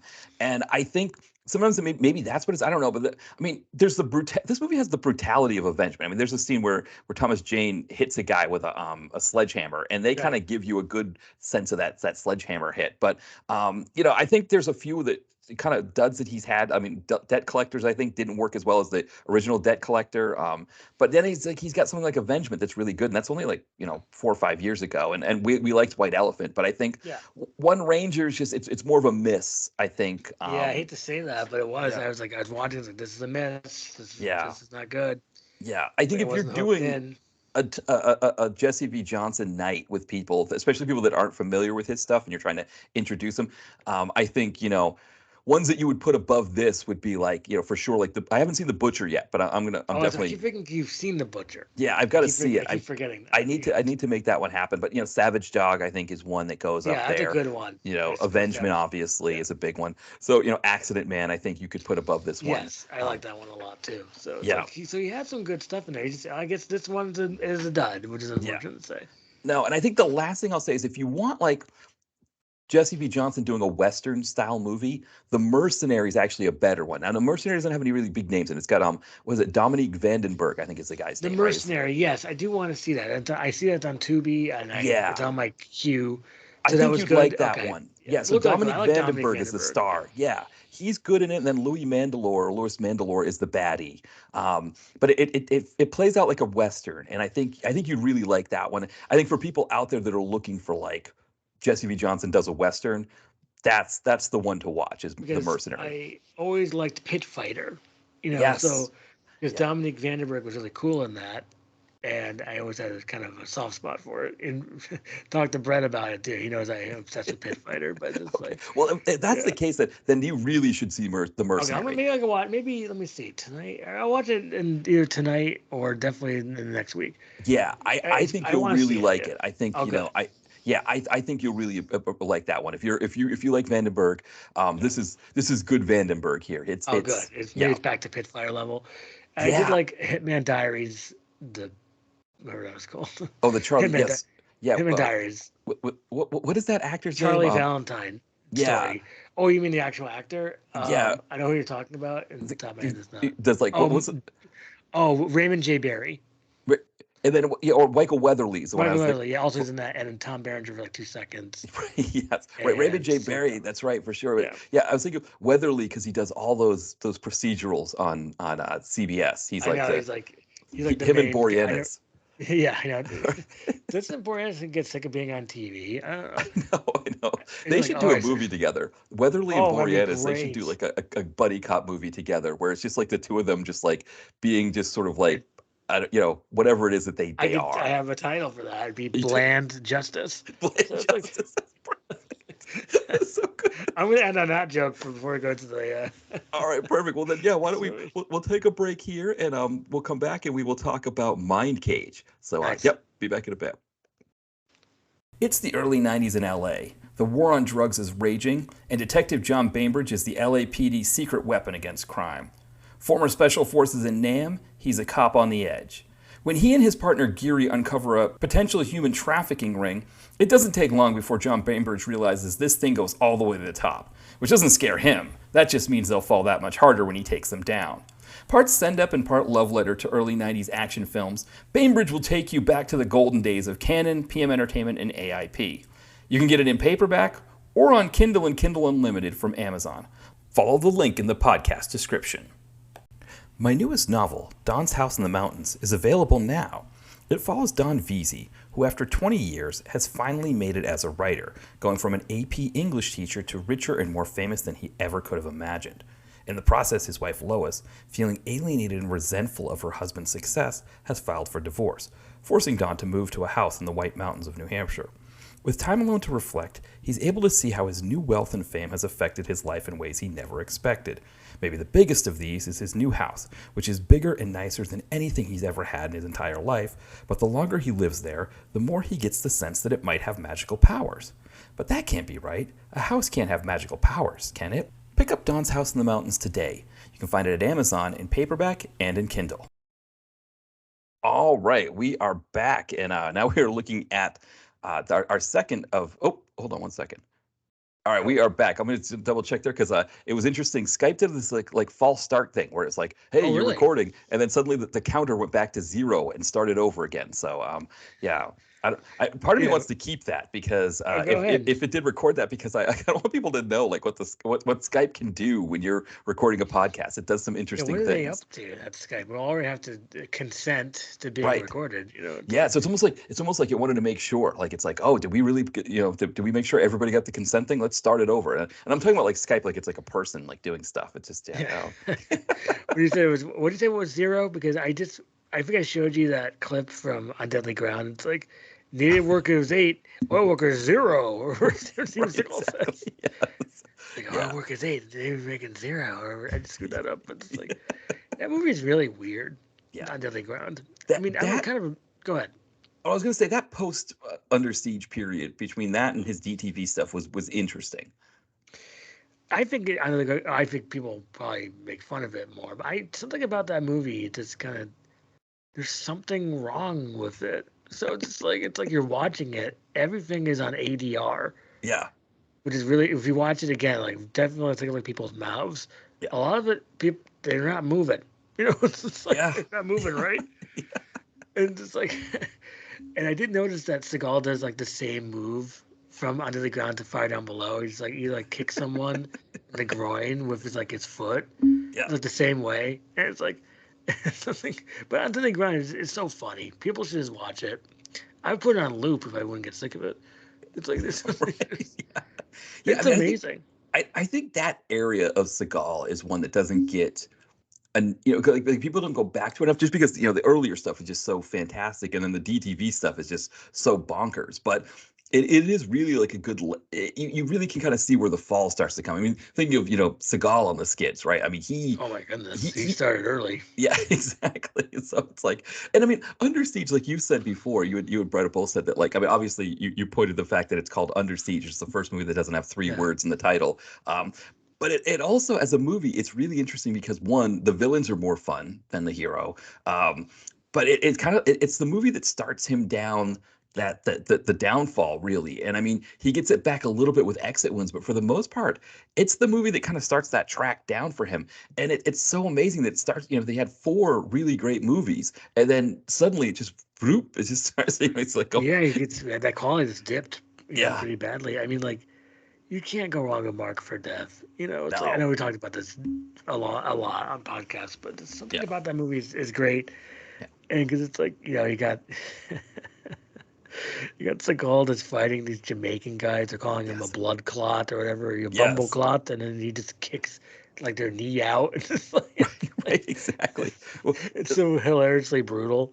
yeah, It's and just like Screwface as the baddie. oh, Screwface, it's Yeah, amazing. That's yeah, amazing. You got 4 hits in a row. That is amazing. yeah, yeah. I mean, it really built it. It made his career. Like those Yeah, first four movies, he's essentially been living off those first four movies for the past like 30 years now, 35 years. I think you can push Under Siege too, because people think That's Seagal right. like, oh right, Under Siege. That's right. That's a good point. Yeah, yeah. That So was you can kind of hang on to those 5, and then you can see the downfall. yeah. Well, this is a good segue into someone on the skids, which is Malki on the Malky. Skids. Yeah. Yeah, So before we get into Mindcage, I've got to put the warning up because there's no way yeah. we can talk about this movie without talking about the twist ending. So you've been warned that we have this movie has a big twist ending that we have to discuss.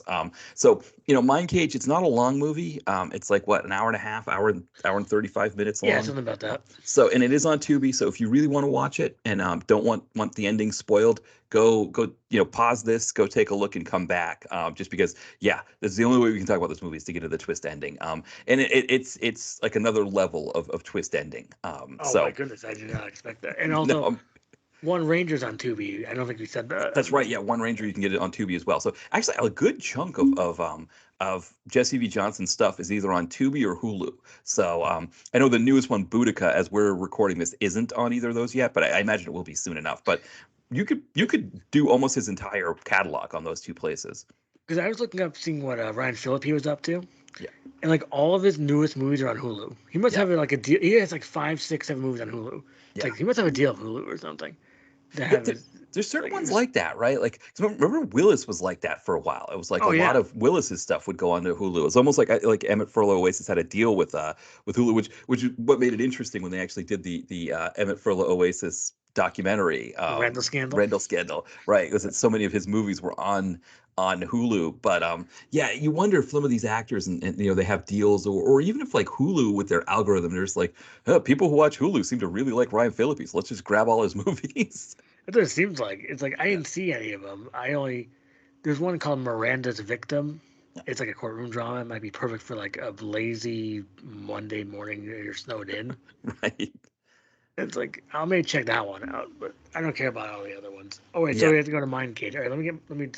Yeah, well, you can, set that I up. gotta say, I still have All right, I not got it. seen the second yet. Oh, you should Jasper watch Van that. Dien. Oh, you gotta watch it. Yeah, Yeah. it's got our buddy, actually, our semi-friend, Catch a Fake Ian. Yes. Yeah. And he, knowing him, he would want us to watch that. So yeah. So. Yeah, and he was like, "Great, love it," and then put a shark emoji for Shark Attack, which he did. Exactly.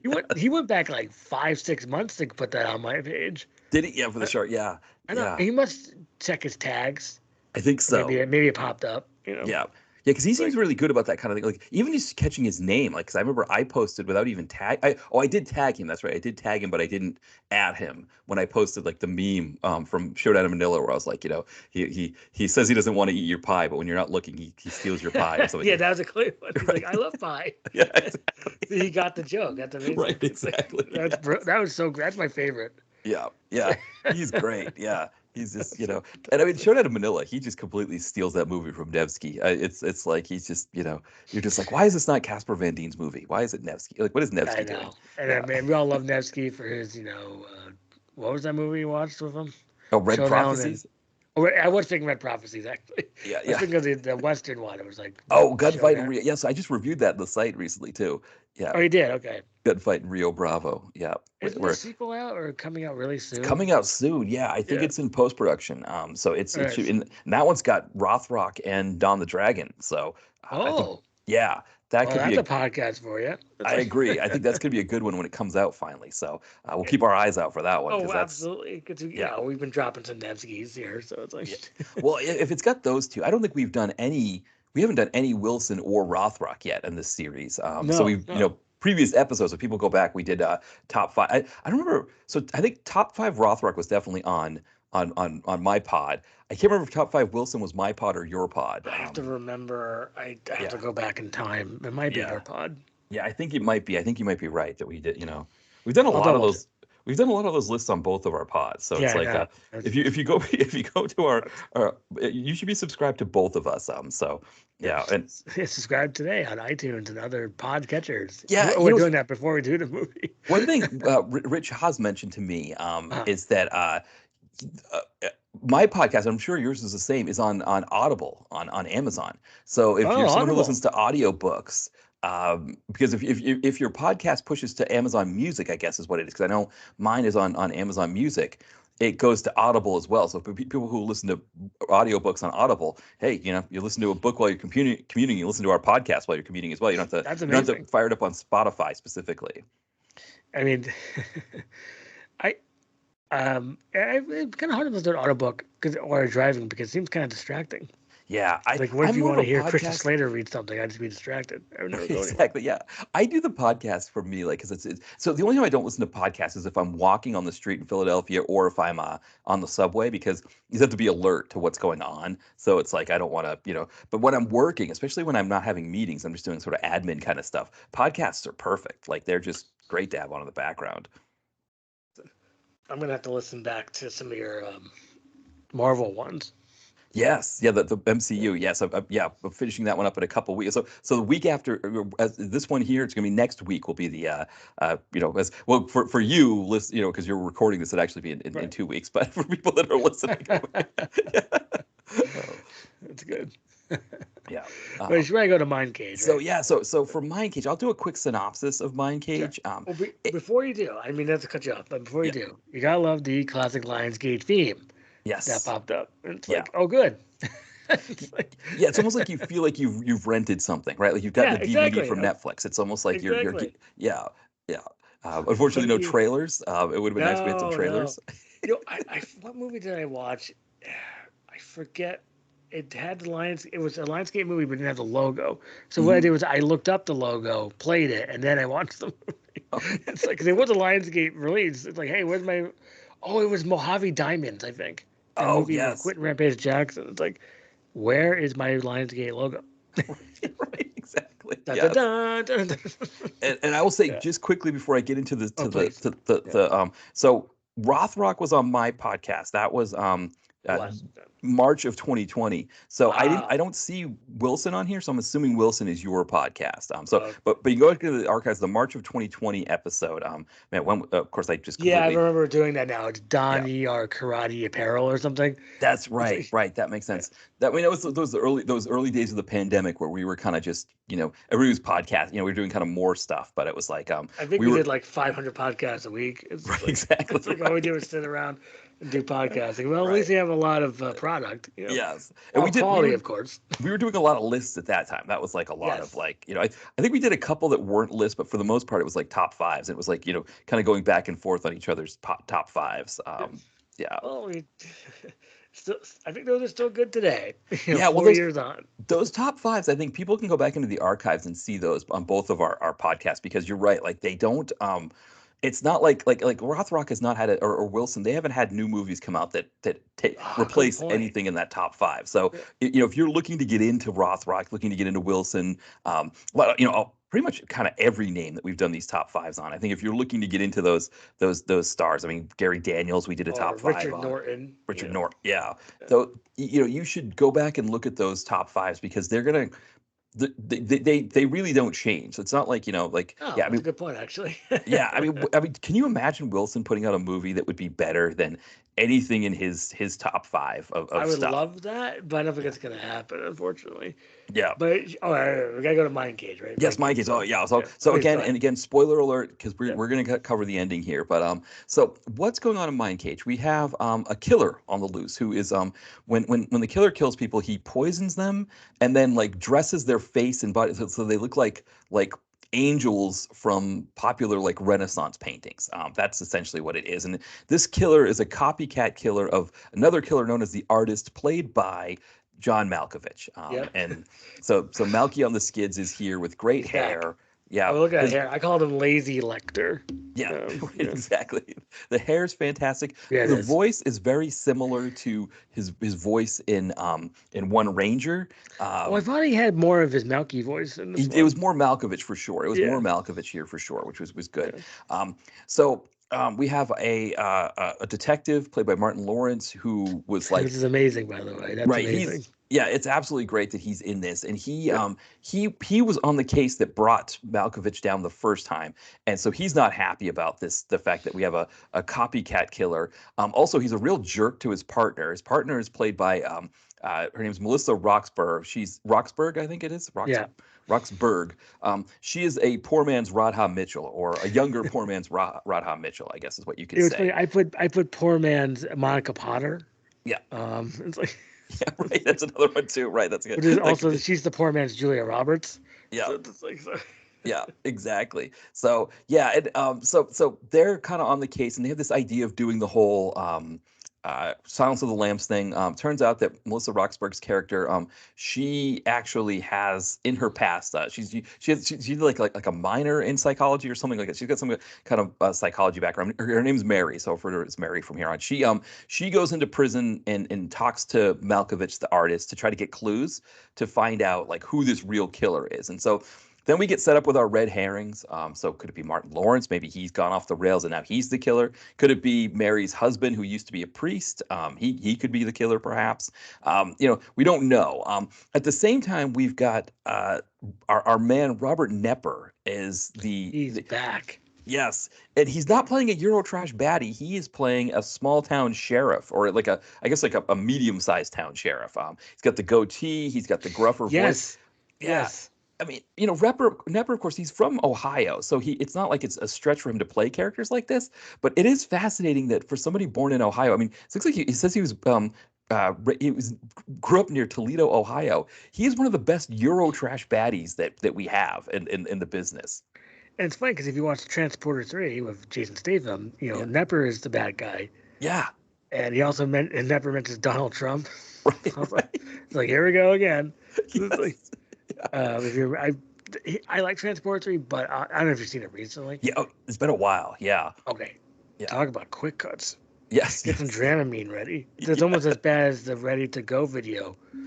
Right. You know, it's like, Well, the music video, it's okay, right? Because you're only there for like 3.5 minutes. But when it's a movie of quick cuts, you're just like, oh, I can't, and that always drives me crazy because that's the. I mean, if you watch The Beekeeper or Beekeeper, you know, he always has a job, which is kind of funny. Right. Jason Yes. Statham.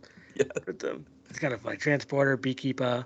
Yeah. I guess an expendable is a job. Yeah. So it's like, Right. so it's like, well, I guess Right. he The what that is a mechanic. job. The The mechanic. mechanic, Was he the yeah. mechanic? I always Yeah. said the mechanic. He's the Yeah. mechanic.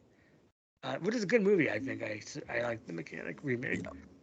Oh yeah, so Yeah. Nepper. Yeah, what was funny Well, about Nepper? Oh, go ahead, please go. Well, I was gonna say, yeah. So Nepper, he's the one Yeah. who's definitely more in favor of Mary going in and doing all this stuff, whereas Martin Lawrence, because he's a jerk, doesn't like her. He's But then there's there's we start to see some cracks, and we're starting to wonder who the killer could be, and then everything comes to a head when the vice or the lieutenant governor is kidnapped and being held by this baddie. So now it's like a race against time kind of thing. And then here we go. Here's the twist, and I'm gonna There we go. give Get everybody the ready. twist. What we Yep. find out is that the artist has the special ability that when he draws somebody, he can control their thoughts and control them for a period of time. And what he's done is he's drawn a picture of Martin Lawrence and used Martin Lawrence to commit these murders while he's in prison. So of course Mary, she's discovered that like she's kind of set this whole thing up to get he was going to be executed originally, but by kidnapping the lieutenant governor, they were able to commute his sentence in exchange for him getting the information on finding who the killer was. So now Mary realizes that like he's got the ability to draw and he could be controlling anybody at this point if he's drawing somebody. So what she does is she actually gets his poison from the crime scene, laces his pencils with that because he chews on his pencils and he ends up dying at the end, and that's how they get out of it. But that bonkers twist there, the idea that like they don't really give you any sense that he can control people's minds Until the end, yeah. till the end, and it's right. It's a weird thing because it's almost for me when I watch these kind of movies. I like being able to guess who the killer is, and it's almost like they changed the rules on me at the end. That was one thing I didn't like, that they changed the rules, but it is also interesting that they just decided to go bonkers on the ending. I really enjoyed the ending. Okay, first of all, okay, who's gonna be the killer? Is it gonna be Nepper? Right. It's gonna be Nepper, right? Right, Or right. and then no, it wasn't Nepper. It wasn't. And then it's Martin Lawrence. Okay, good idea. Yeah. It's not Martin Lawrence. It's just a fake drawing of Martin Lawrence being mind controlled by John Malkovich. Right. It's like, you got me on that one. It's like, that's what I was saying. It was like, you got me on that one. I did not expect that whatsoever. How can I even predict that?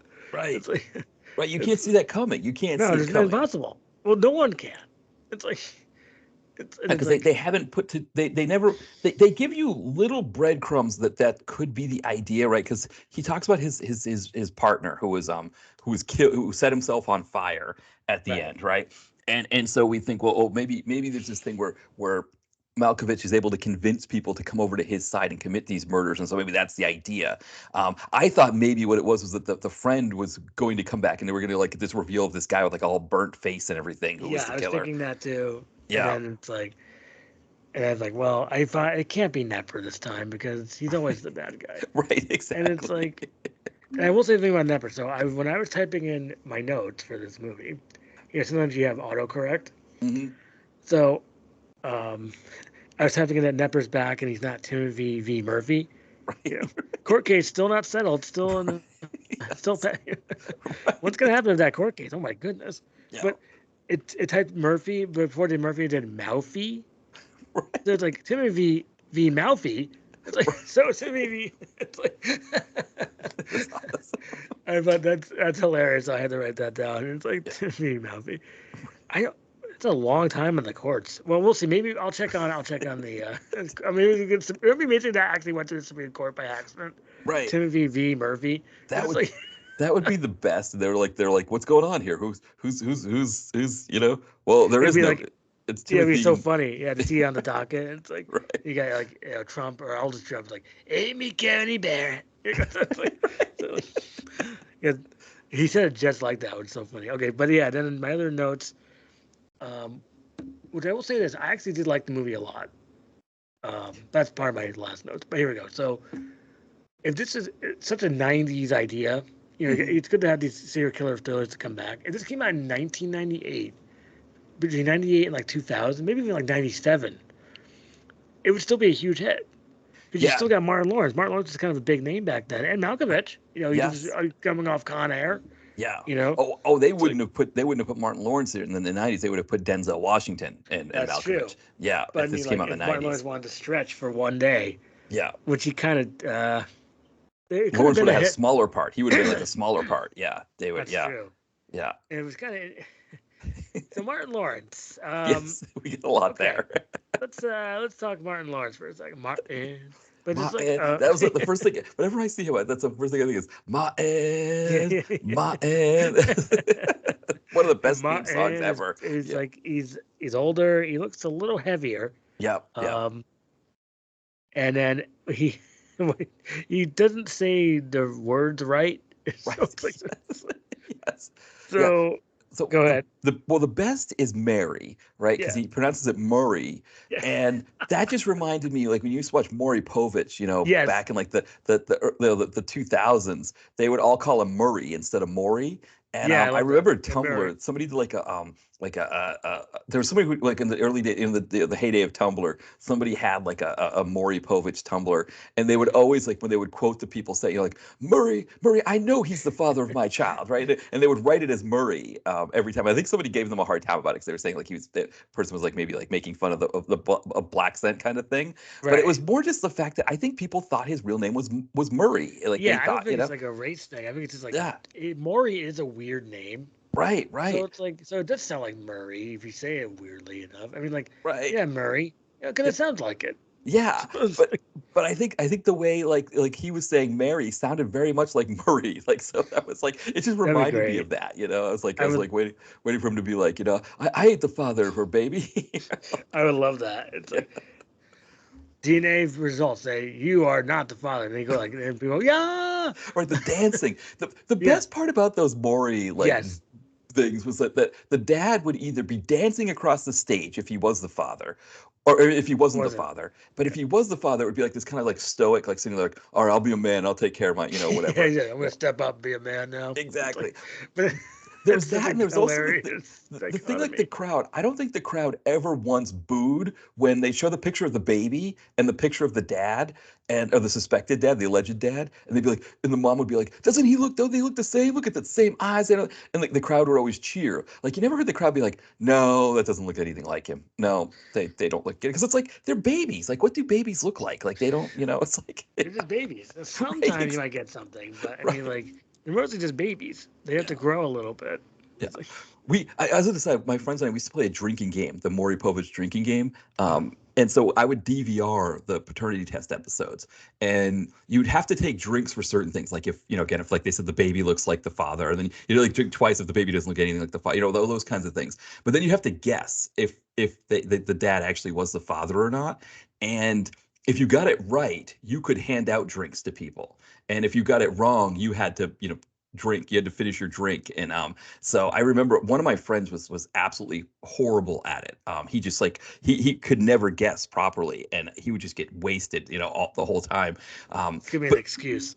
yeah, well, the other thing is I remember one of my actually it was his girlfriend. She was so good at reading the bumpers to break, like like the previews of what was going to happen to break. She was so good at reading those and knowing based on those previews whether he was the father or not, that we had to cut it before that. We had to fast forward to like Oh, really? That's amazing. yeah, she could nail it every time. And then I remember the one for me, the one that got me one time is because they never knew how to use percentages on Maury. There'd always be like 1,000%, 1,000,000%. It's like you can't be more than 100% sure, but they would just add on. Well, this one woman actually got it right. She was like, "Oh, I'm 100% sure." I was like, "Well, she's got to be right then that this guy's the father," and he wasn't the father. And I was like, Wow, what a "Damn." twist. Yeah. So I thought you're uh, gonna get that one.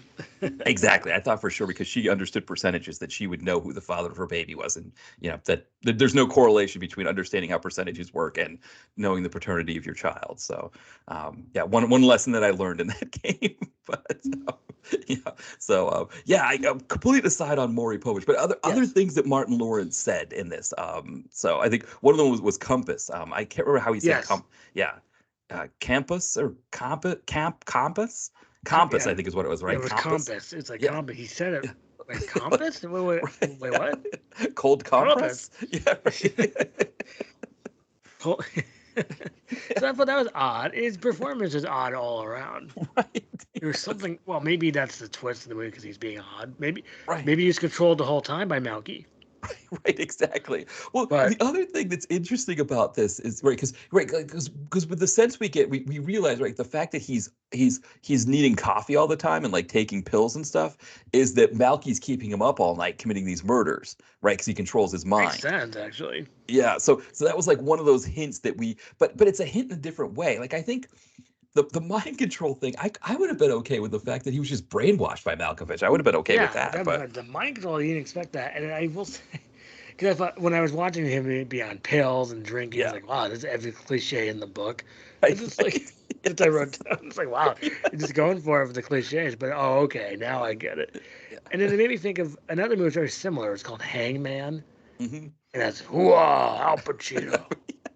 Haven't done that impression in a while. Hangman, me and Carl Urban, not Jerry Trimble.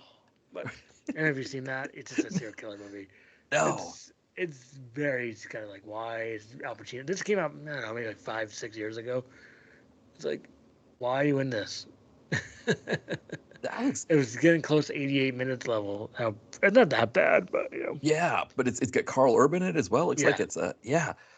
It's on Stars, so I don't get the Oh, one streaming service I don't get is Stars. That's the only yeah, one we don't same. have. I don't have stars either.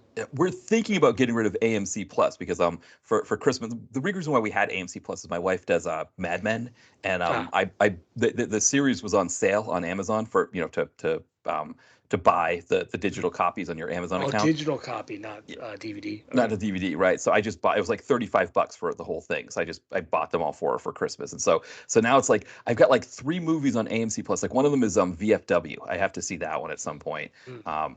There's a few on there, so it's like what it's like been costing me so much money because it's like I don't know it's like $8 a month or something like that I'm paying every month while I'm not watching these movies that I need to watch. So, but I think we're gonna get rid of that one. But Stars is the one we don't have. Yeah, it's either stars are sneaking in better things now, or just Yeah, have to wait, or I could just buy it on. See, that's the thing. If all these DVDs are kind of going away from like Best Buy and other yeah, places, I guess you have to buy what on? How do they have to be released though? yeah. Someone has to release them. It's Which is interesting what is on DVD now because I went to Target and I saw Salvage Salvation along oh with like all the big movies like like Shazam, Fury of the Gods and stuff like that. Like there was Salvage Salvation there. So there is I guess a market for like like Randall Emmett, the Emmett Furl Oasis. If they've got the people on the cover and you get the Blu-ray, you can kind of stick it there oh and for it sure. looks It's like like it oh, De fits with those other Niro has a ones. new movie out. Right, right. Yeah, exactly. So And that so was so okay. I mean, I yeah, watched that Salvation. I mean, like the Malky parts, I think you'll enjoy. yeah, It's like, but yeah. So Malky. Oh, so we talked about Martin Lawrence a little bit. yeah. Malky, the movie doesn't like Silence of the Lambs at all. Right. No, not at all. Never heard of it. Um, Right. I think if no one's ever heard of Silence of the Lambs, I think this would be more of an original concept.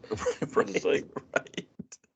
but Because they take yeah. so much. I mean, even like her, Oh like Melissa goodness, Roxburgh, yeah, the poor man's younger Radha Mitchell, like right. she is almost like completely doing. It's almost like Radha Mitchell. If they did a sequel to Silence of the Lambs and they had Radha Mitchell play Jodie Foster's part, like that's kind of what you get here with her doing. Though I mean, Radha Mitchell I think is another level of actress. Melissa Roxburgh kind of she's younger. She's still kind of getting the hang She's get. of these kinds of parts. But I thought she was. Not, I didn't. I was not. You know, annoyed by Melissa no, Roxburgh at all. She's she just kind of there. yeah she does well enough, right, for this Yeah, kind of role. She does yeah. what you need her to do for this. It's just like the part itself is like again, it's like sequel to Silence of the Lambs level. Yeah, it's like so. It's not Hannibal. It's not Red Dragon. It's just Right, like right, which I've never seen because I just watched Hannibal. Why would I want to watch Red Dragon? right. It's like, and then I seen Manhunter. Oh, I guess I seen, and I watched the full Hannibal program. Wow, I really like Hannibal. You've got Oh, I guess I've seen all of it except Red Dragon. Oh, great! Now I have to watch Red Dragon. yeah you got to complete But the it's whole just like thing. watching Manhunter. It's the same movie, so that's why I kind of avoided it. Yeah, It's that like, makes sense. I've yeah. only seen Silence of the Lambs. That's the only one I've ever Oh yeah. seen. So Did you Hannibal the TV show is really good though. is it? I It's have to it's check it super out. high quality. Yeah, So because you got Mads Mikkelsen. Yeah. as Hannibal. He's really good. Yeah. It's like this is a high quality program. Yeah, I'll have to watch that. The only thing is, I have trouble with Mad Mikkelsen, not because of him, but Uh, when he was in Casino Royale and his character had like bloody tears, it just grosses me out. Like whenever I see him in anything, I just reminded of that how gross that it's was. funny you mentioned that because I just rewatched Casino Royale about the new year, like January Yeah, 1st. I forgot they even do that aspect. It's only for like 1 second. It's funny. right. Yes, exactly. They really drop that. That's really funny. That it's like, oh Yeah, yeah, I can't do Mads Mikkelsen, but it's like right. No, I but have it's tears. I can yeah, really do it. it's like too much. It's like I had heard that originally Quentin Tarantino went to the people who own, because I guess apparently James Bond, it's either it is either gone to the public domain or it's getting there. It's getting close to getting there. But way back, when Bond was a big thing in the '90s, Quentin Tarantino went to them and was like, "I have a great idea for Casino Royale. I'd love to do that movie." And they were like, "We think you would bring a certain level of quality to these movies that we don't want."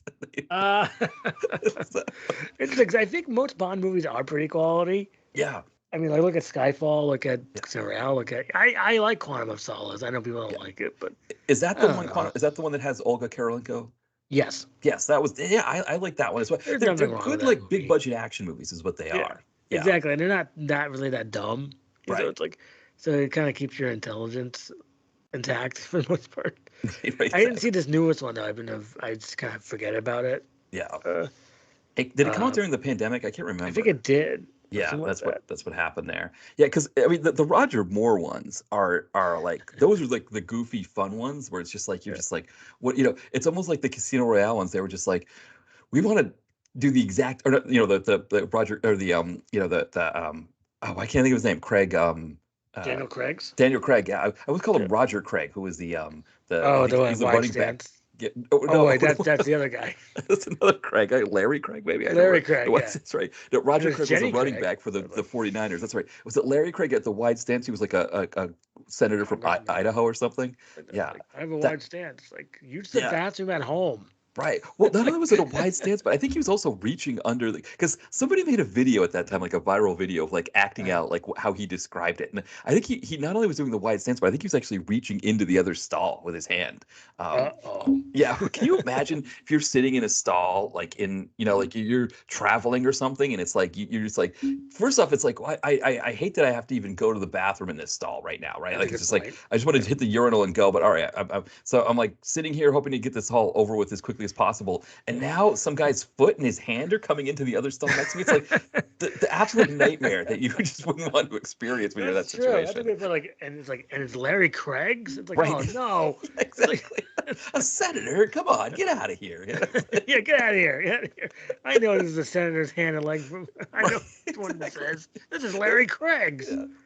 It is kind of funny because like they talk about how the senators like spend so little time in Washington making bills. Like they're always like, it's like thinking about like what they're doing in their spare time. It's like, well, yep, they're hanging out in rest stop bathrooms and Of course they airport are. bathrooms, harassing people. I see that we got from Mindcage to Larry We Craig get to their Cage.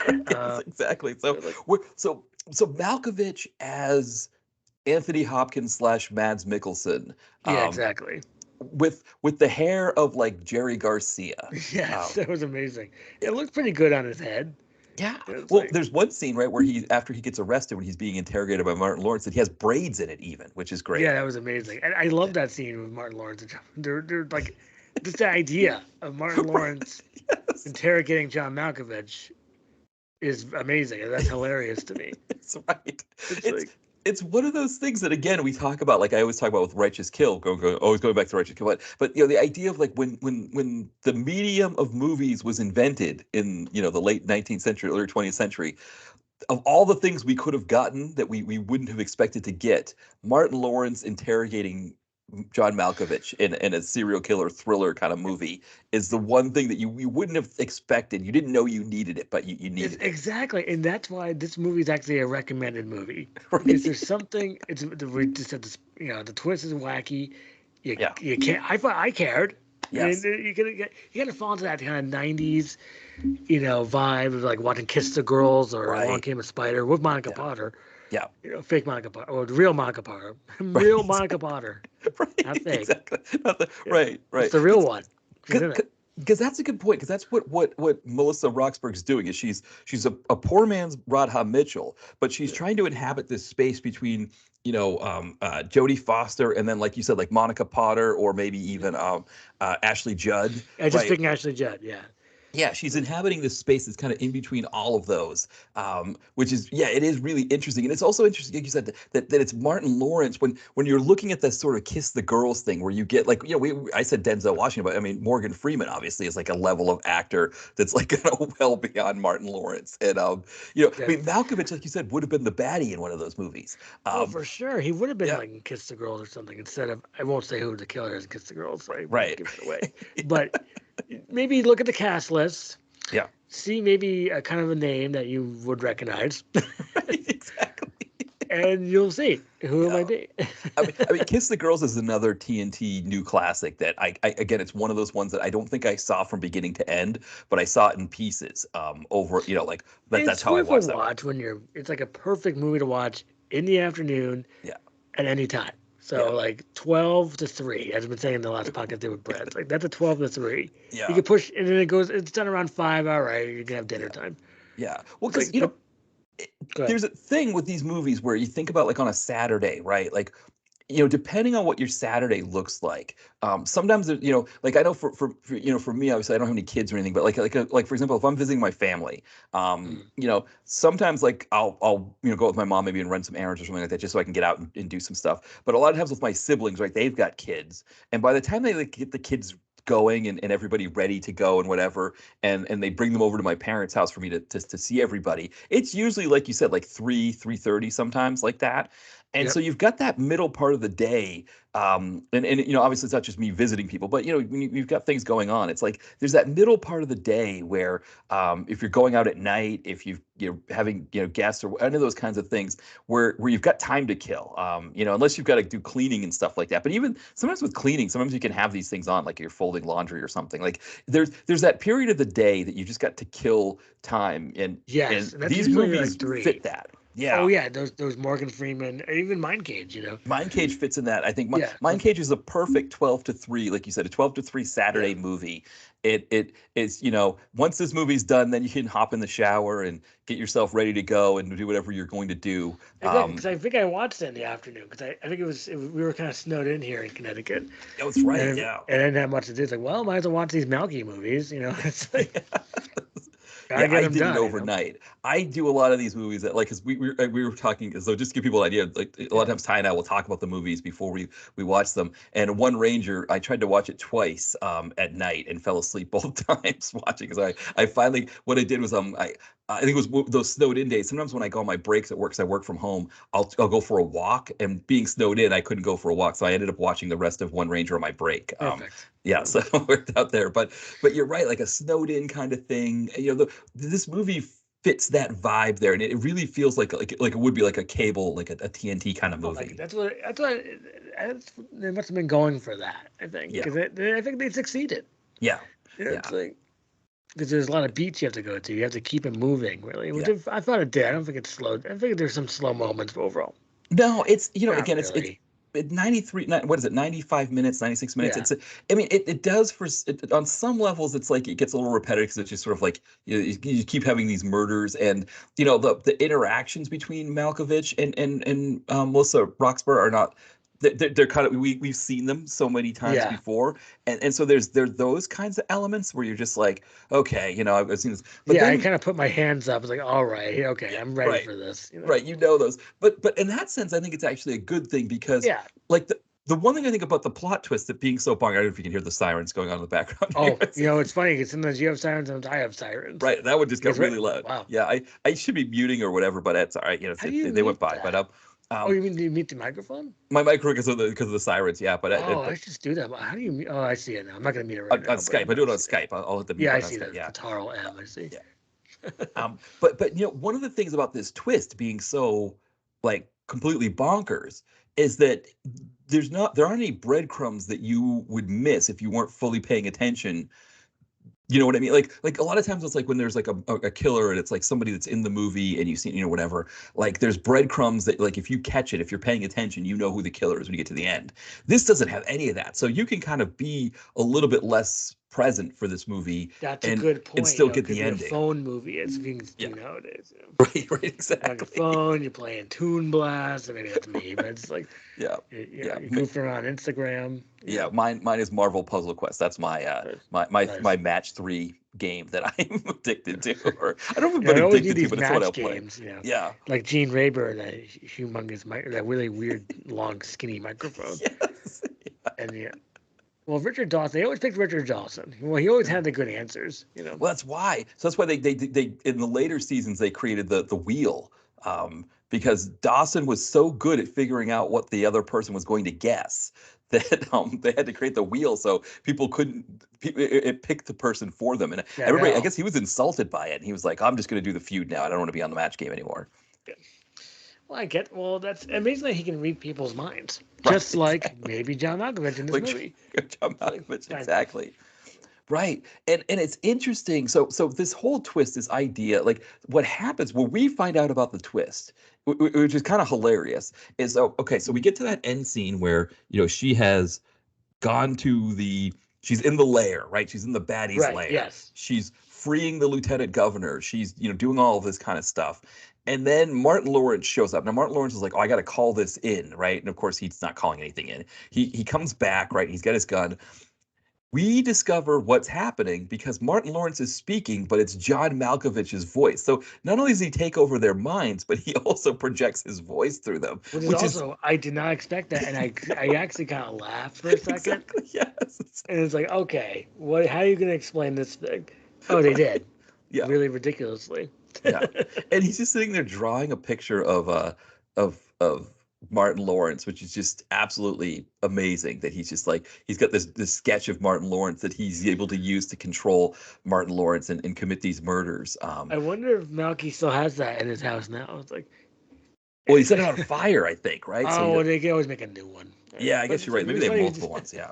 I hope they had multiple ones. That'd be hilarious if that's in his house now. It's like, oh, so some random people would go to John Malkovich's house, like at a dinner party. It's like, this is my picture of Martin Lawrence from Mindcage. Did you see Mindcage? Like, no, what's that? A movie I did on Tubi. It's like, what's Tubi? Okay, so Tubi is a.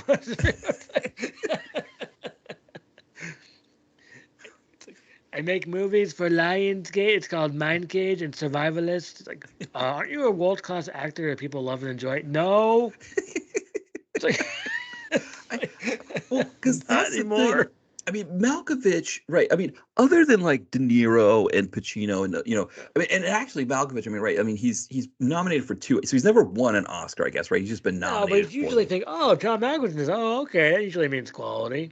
Right. I mean, He's he one of is those like people. a level of actor that is, I mean, like, I mean, you think about like the movie being John Malkovich. I mean, those kinds of things. I mean, he was a level of actor, and he is a level. I mean, he still is kind of. Yeah. That you would look at a movie like this, and you would, you just look like you said when you see that John Malkovich is in something like remember when movies would come out in the '90s and the 2000s, and they'd list the cast that's going to be in it. It's like if you see John Malkovich, right, that this is going to be a certain level Yeah, it's of probably great going to be movie. at least watchable. Yeah. It's like, not just it wasn't watchable, but now it's like, oh, now we have to be more wary of Mr. Malky. Right. So it's just like, I mean, but he's on the skids here, right? Like yeah, he is, absolutely. as good, I mean, this performance here in this movie, I mean, it's hard, obviously, when you're playing a part that is essentially, it's essentially, Anthony Hopkins' role, right? I mean, or, I Right, think that's a good point. Yeah. he's doing more Anthony Hopkins than Mad Mikkelsen, right? I mean, he's doing Silence of Oh, the Lambs, 100%. Yeah. right?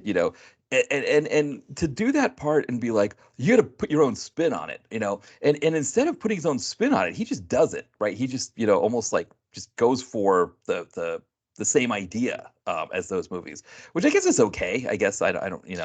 Well, I mean, if I was like, I want to know how he got pitched this movie. I guess he doesn't even care anymore. Right. And I think Thomas Jane doesn't care anymore either, but that's Right. me. Yeah. It's like, and look at them. They're in One Ranger. People who just don't care anymore. Exactly, yes. Were they even in the scene together? Like, I'm curious about that. No, didn't look like it. Going back to One Ranger, when they're sitting Yeah. in the taxi cab, right? There's never any kind of like it's like it cuts to him and it cuts to them, him and them, and there's never a scene where they're together like shaking hands or anything like that.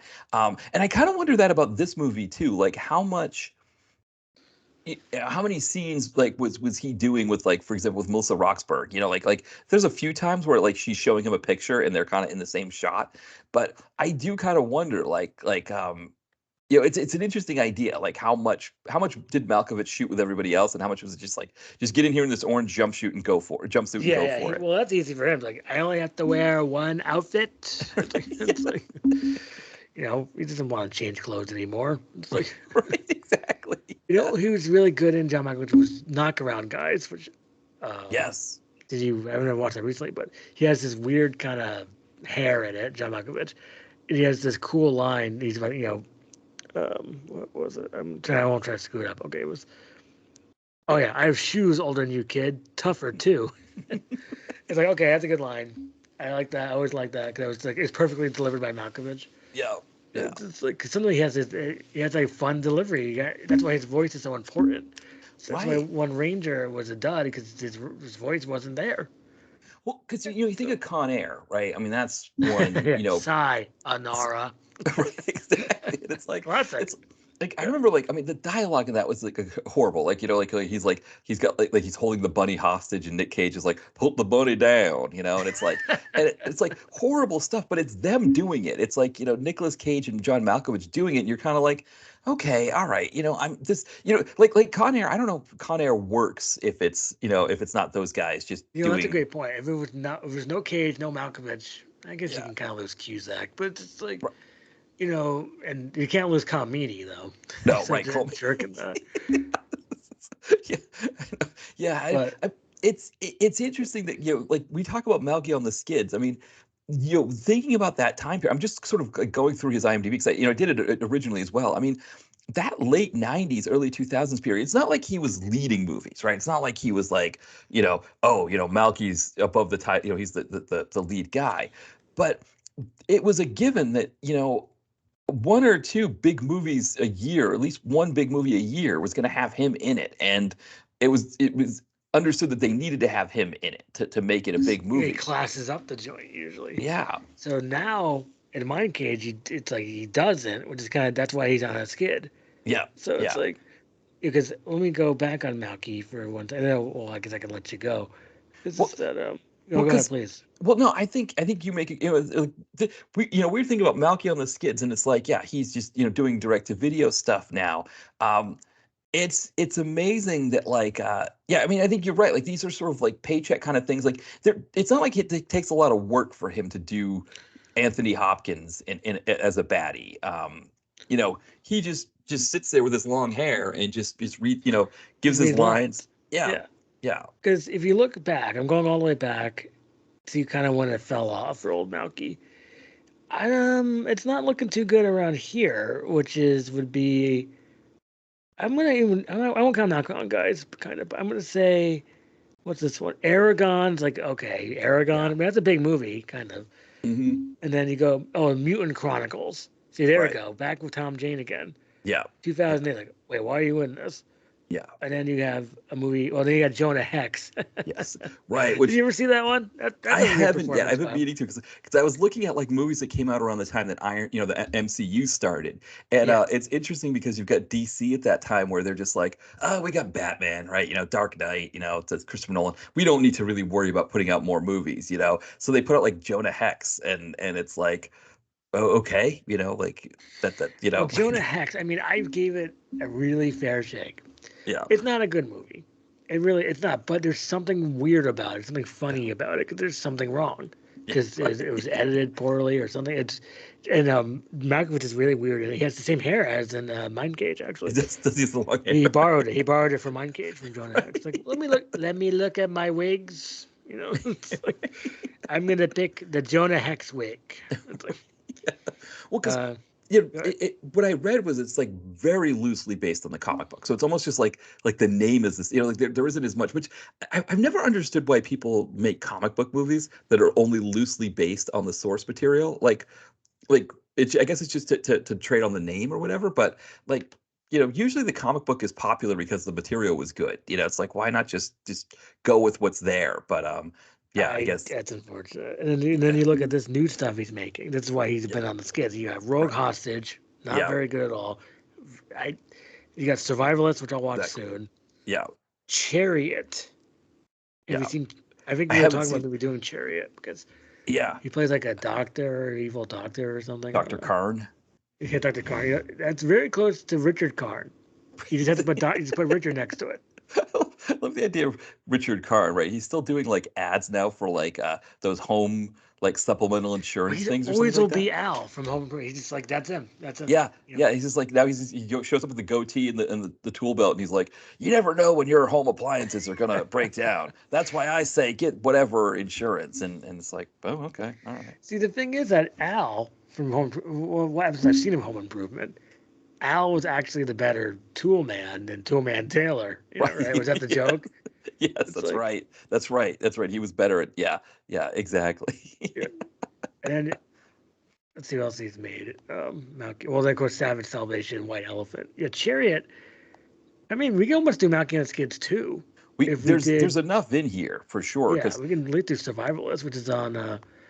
Oh, we have to. I don't want to pay Prime Video. I'm lazy. What's Chariot on? Chariot's on Tubi. Oh, perfect. So maybe do Yeah. Malki and Skids, or well, if you watch Savage Salvation, I've seen it, so I can put some notes together. Yeah, so So we we could could definitely do. do. This is definitely the material that we've been able to mine here with Malki on the Skids. I mean, I going back to that TNT New Classics, period. I mean, Malki was a mainstay on the TNT New Classic. So like if you were watching TNT on a weekend, and I'm going to talk about, so people that are born, I think like, in the late 70s into the 80s, right? You think about like, you know, late 90s to early 2000s on a weekend, Yeah. people in college, people, just sort of, doing like TNT New Classics were like a mainstay for people. Like you would visit somebody at their house and they would have TNT on and they'd have these movies and nobody was really watching. I mean, my mom I remember would have on so it wasn't even just like You're not me really being watching it, but it's background noise, and you look over for a second. yeah, exactly. And Malkovich was a mainstay of them. Tommy Lee Jones was in a lot of them. Obviously, think about like Shawshank. I think was on that's one I seem to remember being on the most. And also like those Kiss the Girls kinds of movies were on a lot. But Armageddon I think was on quite a But bit. that's always on Armageddon. Yeah. Yeah, exactly. They just But made that right to TNT. That's why you go to the theater. It's like, yeah. put it on TNT now. It's Right, like, exactly. Direct to TNT. Like that's what these movies almost were. And so it is interesting. I mean, I think part of it with Malkovich, maybe that we could say with the Malki on the Skids, is that I part of it is like the movies that are on those TNT New Classics, a lot of those don't get released in the theater anymore. And so that's one thing, is I think some that's a of his good jobs, point. Yeah, it's yeah, all just goes right to red box or digital. right, exactly. So I think his parts is dried up a little bit, but I think there's also this part where he's getting older and people are coming to him with easier jobs for good money, and he's probably just being like, yeah, I need to retire, or it's like I'm getting Being a older. nest I don't. egg, Yeah, everything's just kind of exactly. done. He'll do it for a Yeah. price, but I mean, I you have to know, think that Mindcage probably paid for something, at least a vacation, or paid for house payment or something like that. Like I'm sure maybe a new kitchen island. I mean, sure, like nice. You always need a good kitchen island. Yeah, that's what Malky needs in his new exactly. home, his new island, Yes, maybe, his maybe it's one of those mansion. kitchen islands that has the oven in it, or the Oh, that's stove. fancy. Yeah. Yeah, like kitchen island's got like the flat top. Maybe maybe that's what. So like yeah, it's like Malky on the Skids, but like maybe that's what it is. That he's on the Skids and he's like paying for like remodels to his mansion that he I can bought when he see. was like Yeah, a big star. like I have to remodel. Oh wait, what moves do I have? I could do. I could be Dr. Richard Karn. I don't know. All right, I need to pay for that island sometime. Right, exactly, right. I need a new stoop. Right, right, exactly. Yeah, the stoop is not, the pool. It's like I wanted Oh, to add, the pool definitely could use an overhaul here. Oh, okay. Well, somebody's coming in with yeah. Savage Salvation. That should cover some of the repairs to that. Yeah, Yeah, that I that can totally works. see that. Like he has the movie choices and he has his Yeah, repairs on the other side of his notes. It's like, okay, I exactly. do self-sufficient, I can pay for the pool. I do this, I can pay for the stoop. It's like, Yes. And okay, and if I do this 5 more of these, my remodel will be done. yes, right. Like maybe Like, the age, maybe him and the agent are working together. Maybe like they walk around the house and look at all the Oh things that yeah, he needs fixed for his house. And the agent's like, okay, I'll go to work and I'll get you the parts. And then he sends him the scripts, and then Malkovich goes through the scripts. He's like, okay, these ones will do perfect, and then he's like, then he's talking to his wife about the because he's married. right, He's right, talking to his Mrs. wife. Malki. Right, Mrs. Malki. She's like, we need this, and this done. He says, maybe she says to him like one time, she's like, I would really love like a stone pizza oven in the backyard. And Okay, all then he right. said, oh, I have to be in rogue hostage for Tyrese. All right, there's things I do for Right. love and marriage. All And then right. his kids are like, oh, you're gonna be in Rogue Hostage with Tyrese. Can you get his autograph? Because we love the Fast and Furious movies. And Yeah. so like maybe that's another element, is like who he's in the movies with. I mean, I don't know anybody in Mindcage that his kids would want to know, but I love but Martin Lawrence. I love right, Melissa Roxborough. Oh, Nepper, big fan. right, Nepper. They were huge fans of Transporter 3, and it's like I haven't done anything with Statham, but I have done something with Nepper. Oh, okay, that's I guess good enough, but Because if you watch The Beekeeper, you got Jeremy Irons oh doing all the yes, Malkovich, the exposition right, that Malkovich would do in a movie. yeah. You'll see it's very enjoyable. Yeah, well, because that's Irons is another one, right? I mean, a lot of these guys. I'm kind of on IMDb. He's on this like list of actually he's on a list that says actors that annoy me for some reason. That's one of the lists. But below it is another one that just says actors, and it's got Christopher Lee.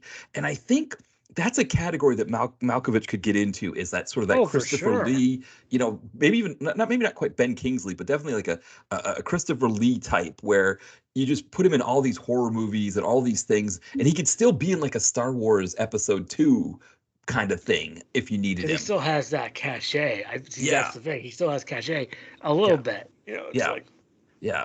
But you know, while he's waiting for those roles to come, which I mean, I'm sure they probably will. I mean, there's always enough. Like, I mean, that's the other thing too, I guess, is that the Marvel movies and the DC movies, they've kind of taken a break, and but he could always get in on one of those movies and be like a Christopher Lee in Star Wars Episode 2. So there's that part of it too, right? Is that it's like he's on the skids, he's remodeling his house with all these movies, yeah. but you never know when Hollywood's going to come calling again with a role that he could do. Just like, I mean, I guess he was doing that show Billions, which is a big Showtime. He's not in it that much. Which Yeah, it's from the makers of Knockaround Guys. right. With Paul Giamatti with his.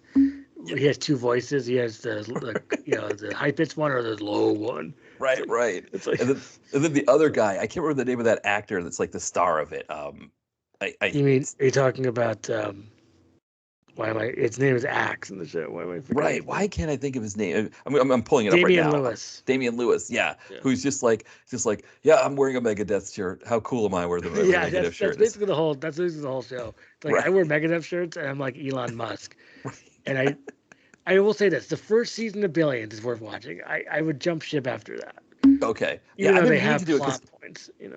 we have Paramount with Showtime. Oh, you do? So Okay. the funny thing about it is we actually had it the other way around. We had Showtime or Showtime Paramount? first because my wife wanted to watch the Bill Cosby documentary, which was actually really good. It's on there. It's like we need to talk about Cosby or something like that. It's really, really good. But then it was like one of those things where we were like, okay, we're going to get rid of the subscription after the preview. But then we found out that Paramount, if you pay like an extra $1, you get Paramount as well. And we're like, oh, well, we're going to watch The Real World, which we never did. Oh, And nice. yeah, and so then what happened was that then they changed it so Showtime was like put under the banner of Paramount. And so because we had done Showtime with Paramount as opposed to Paramount with Showtime, they ended up removing our Showtime, and we were still paying. I had to like go through this whole thing where I had to like click on all these different boxes and go through these links. So they switched it.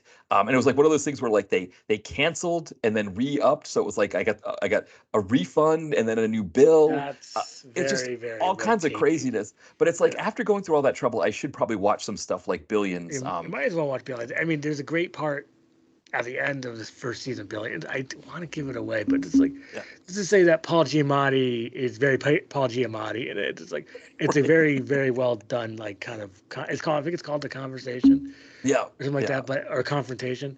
It's great because you got Damian Lewis yelling at him, you got Paul Giamatti yelling at him, and it's like, well, because his name is Robert Bob Axelrod. That's Damian Oh, Lewis. right. And Yes. then Paul Giamatti's like the attorney on the case. Mhm. And it's like Damian Lewis, I didn't do anything. It's like, and then Paul Giamatti says, "You're a criminal, Bob."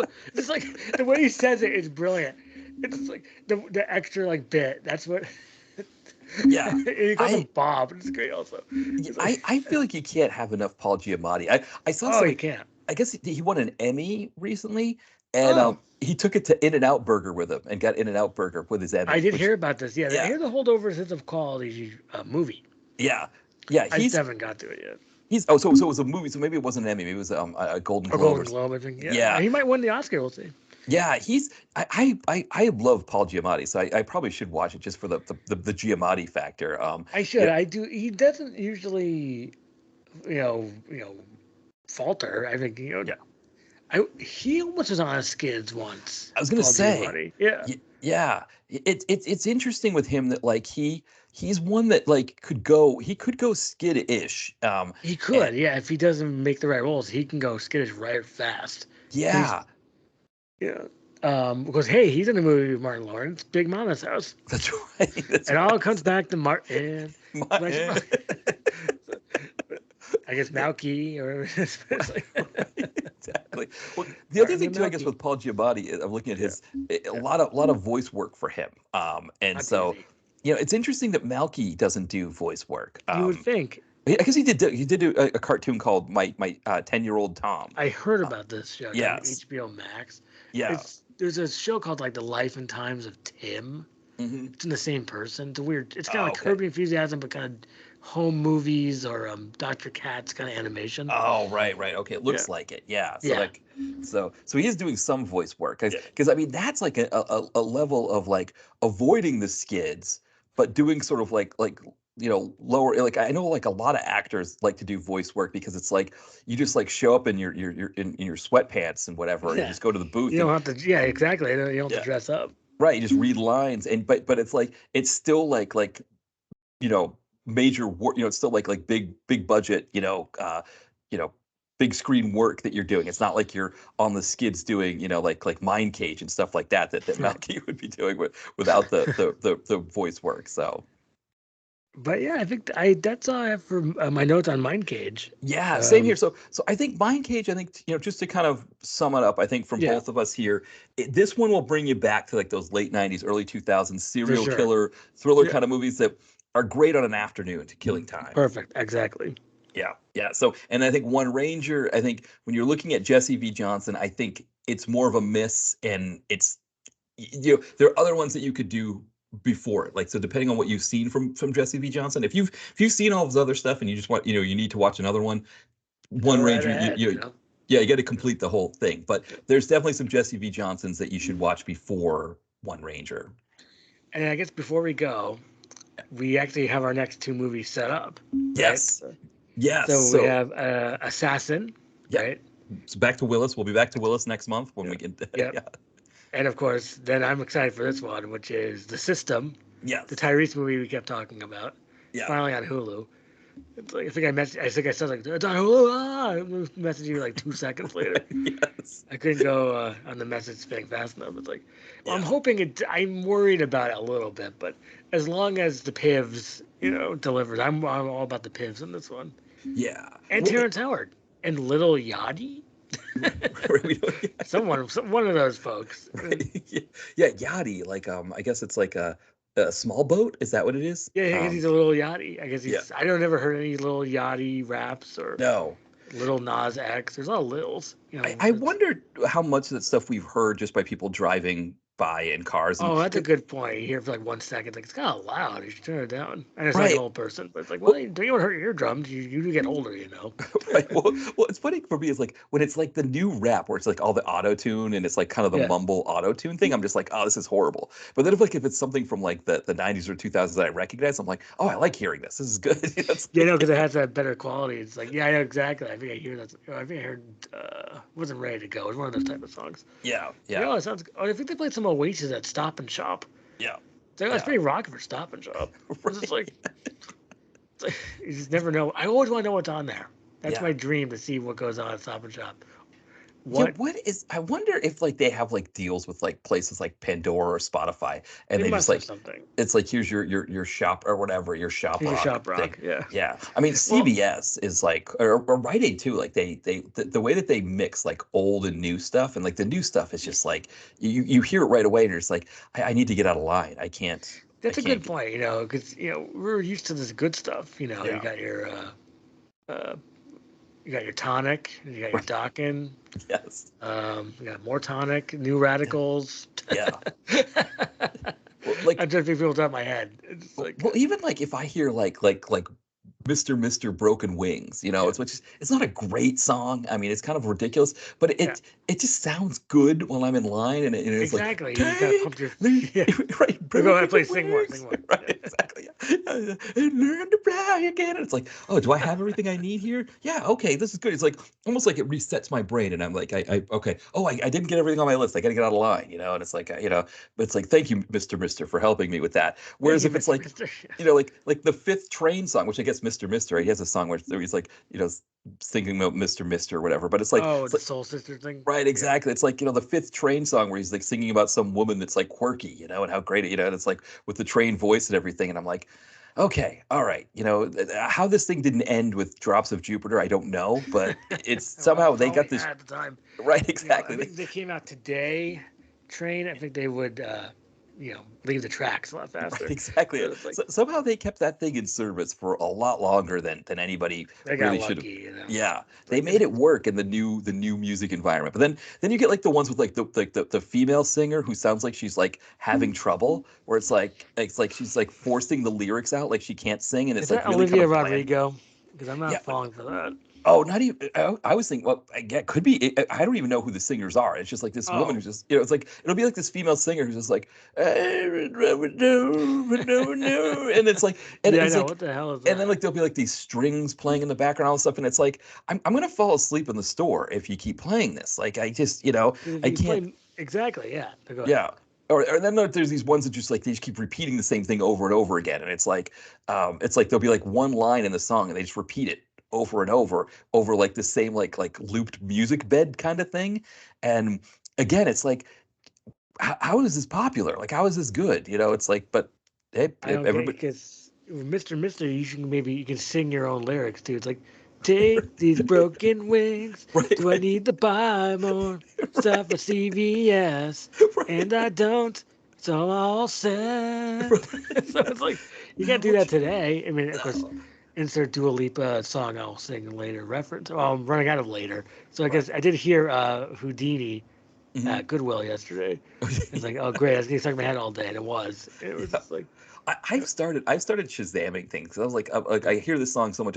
One of them is like an Ed Sheeran one, and I still don't even remember the name of the song, but it's something about like it's kind of a more upbeat Ed Sheeran, and it's I like even avoid that guy. I don't think yeah, I've ever heard of his songs. I think, you've heard them without knowing you've heard them. That's what I've right. discovered is that because he's another shop rocker. I mean, he's just like some Shuffle. kind of hack who just like just grabs like four He's a chord hack, isn't he? progressions. Yeah, with hack. He's a freaking hack, Ed Sheeran. What the fall for this guy? Yeah, but He's almost like new John Mayer. right. It's like, He sells hundreds of millions of dollars worth of what he how? doesn't sell records, right? He sells streams now. How does that That's work? not. That's like a less than a penny a stream. You can get a Right. better deal at Columbia House. So It's just so like, maybe what it is that they sell the advertising or something, and that's what they make the money off oh, of. that's how they do it. Yeah, You yeah, see like these people like Kylie Jenner. She makes like yeah, $2 million on one post yeah. of some sort of propaganda about something, and Right, it's like. right. It's like try this makeup. It's like okay, here's $2 million. It's like Right, right. that's a pretty good deal though. I mean, if I had a makeup deal, which I should, but my skin is pretty immaculate. But it's just like it's like I mean, I did get lucky back in the teenage. Not that too much acne, but Yeah. Well, you it, know what it is? It's like if you don't have like famous parents and siblings, right? Like then no, you need that part of it. You need to what they call the DNA lottery.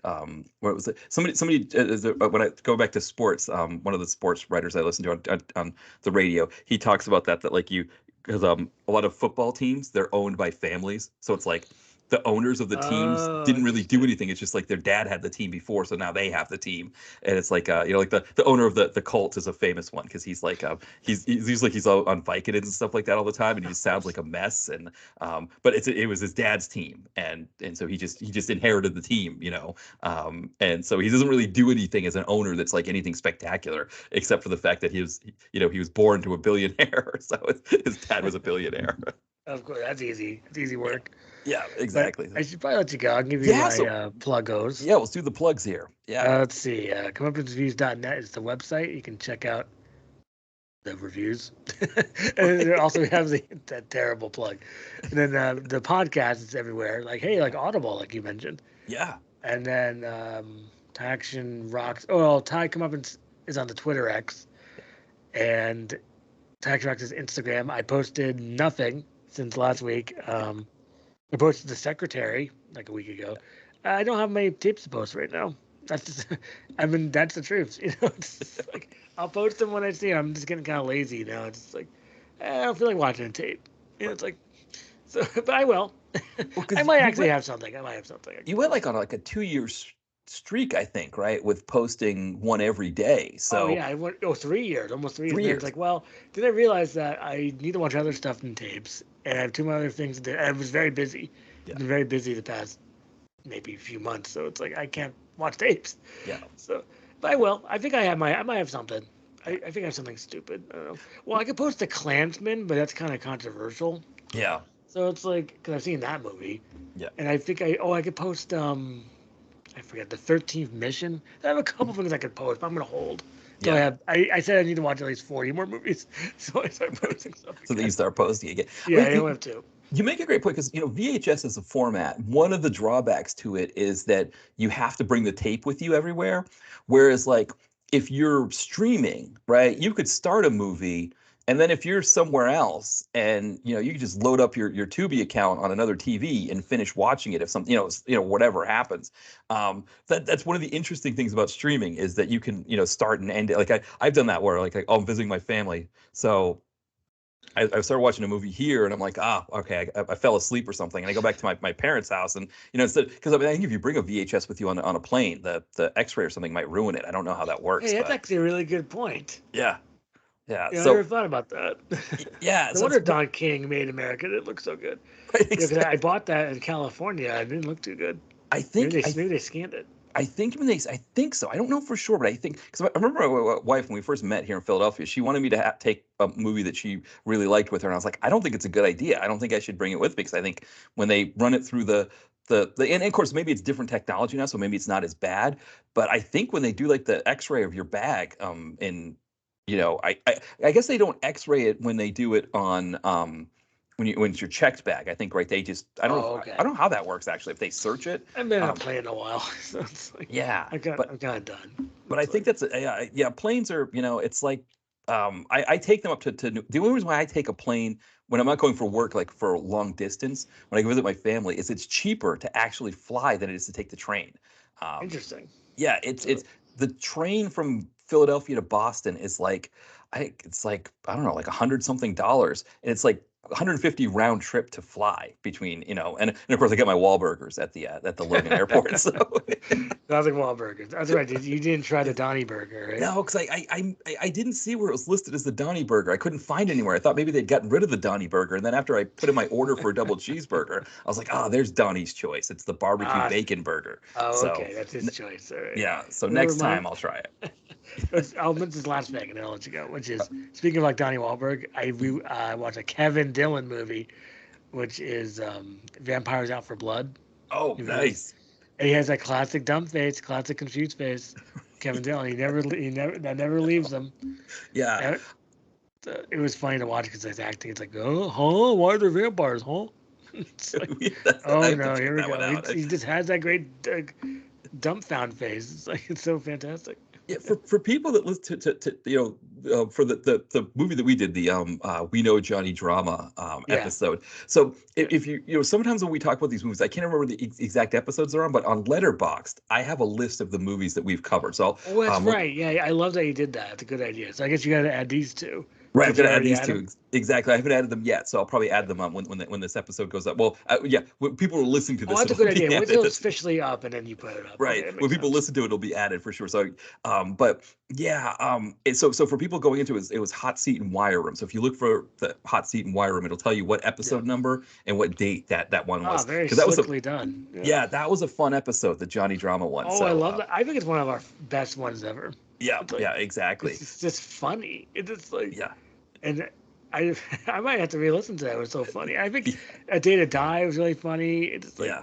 even I see that Kevin is. I watched On the Line. Oh, I should probably let you go in a minute, but I watched On the Line. It has Mel Gibson, Kevin Yeah. Dillon briefly. Not Still very isn't on good. streaming yet. I'm waiting for that one. I'd wait for streaming. Yeah. Okay. All right. That sounds good. It's disappointing. That's all. Okay. But yeah, I'll let you go. I'll let you go. I did my plugs. Yeah.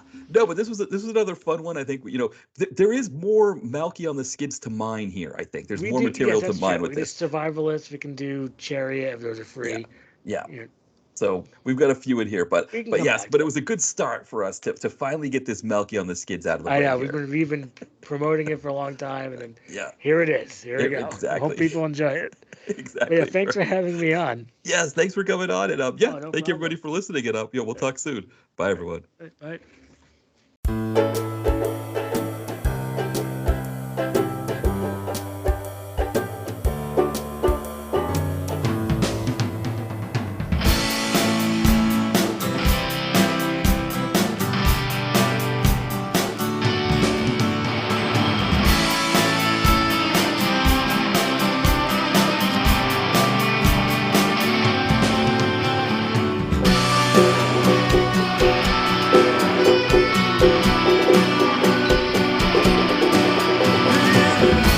Director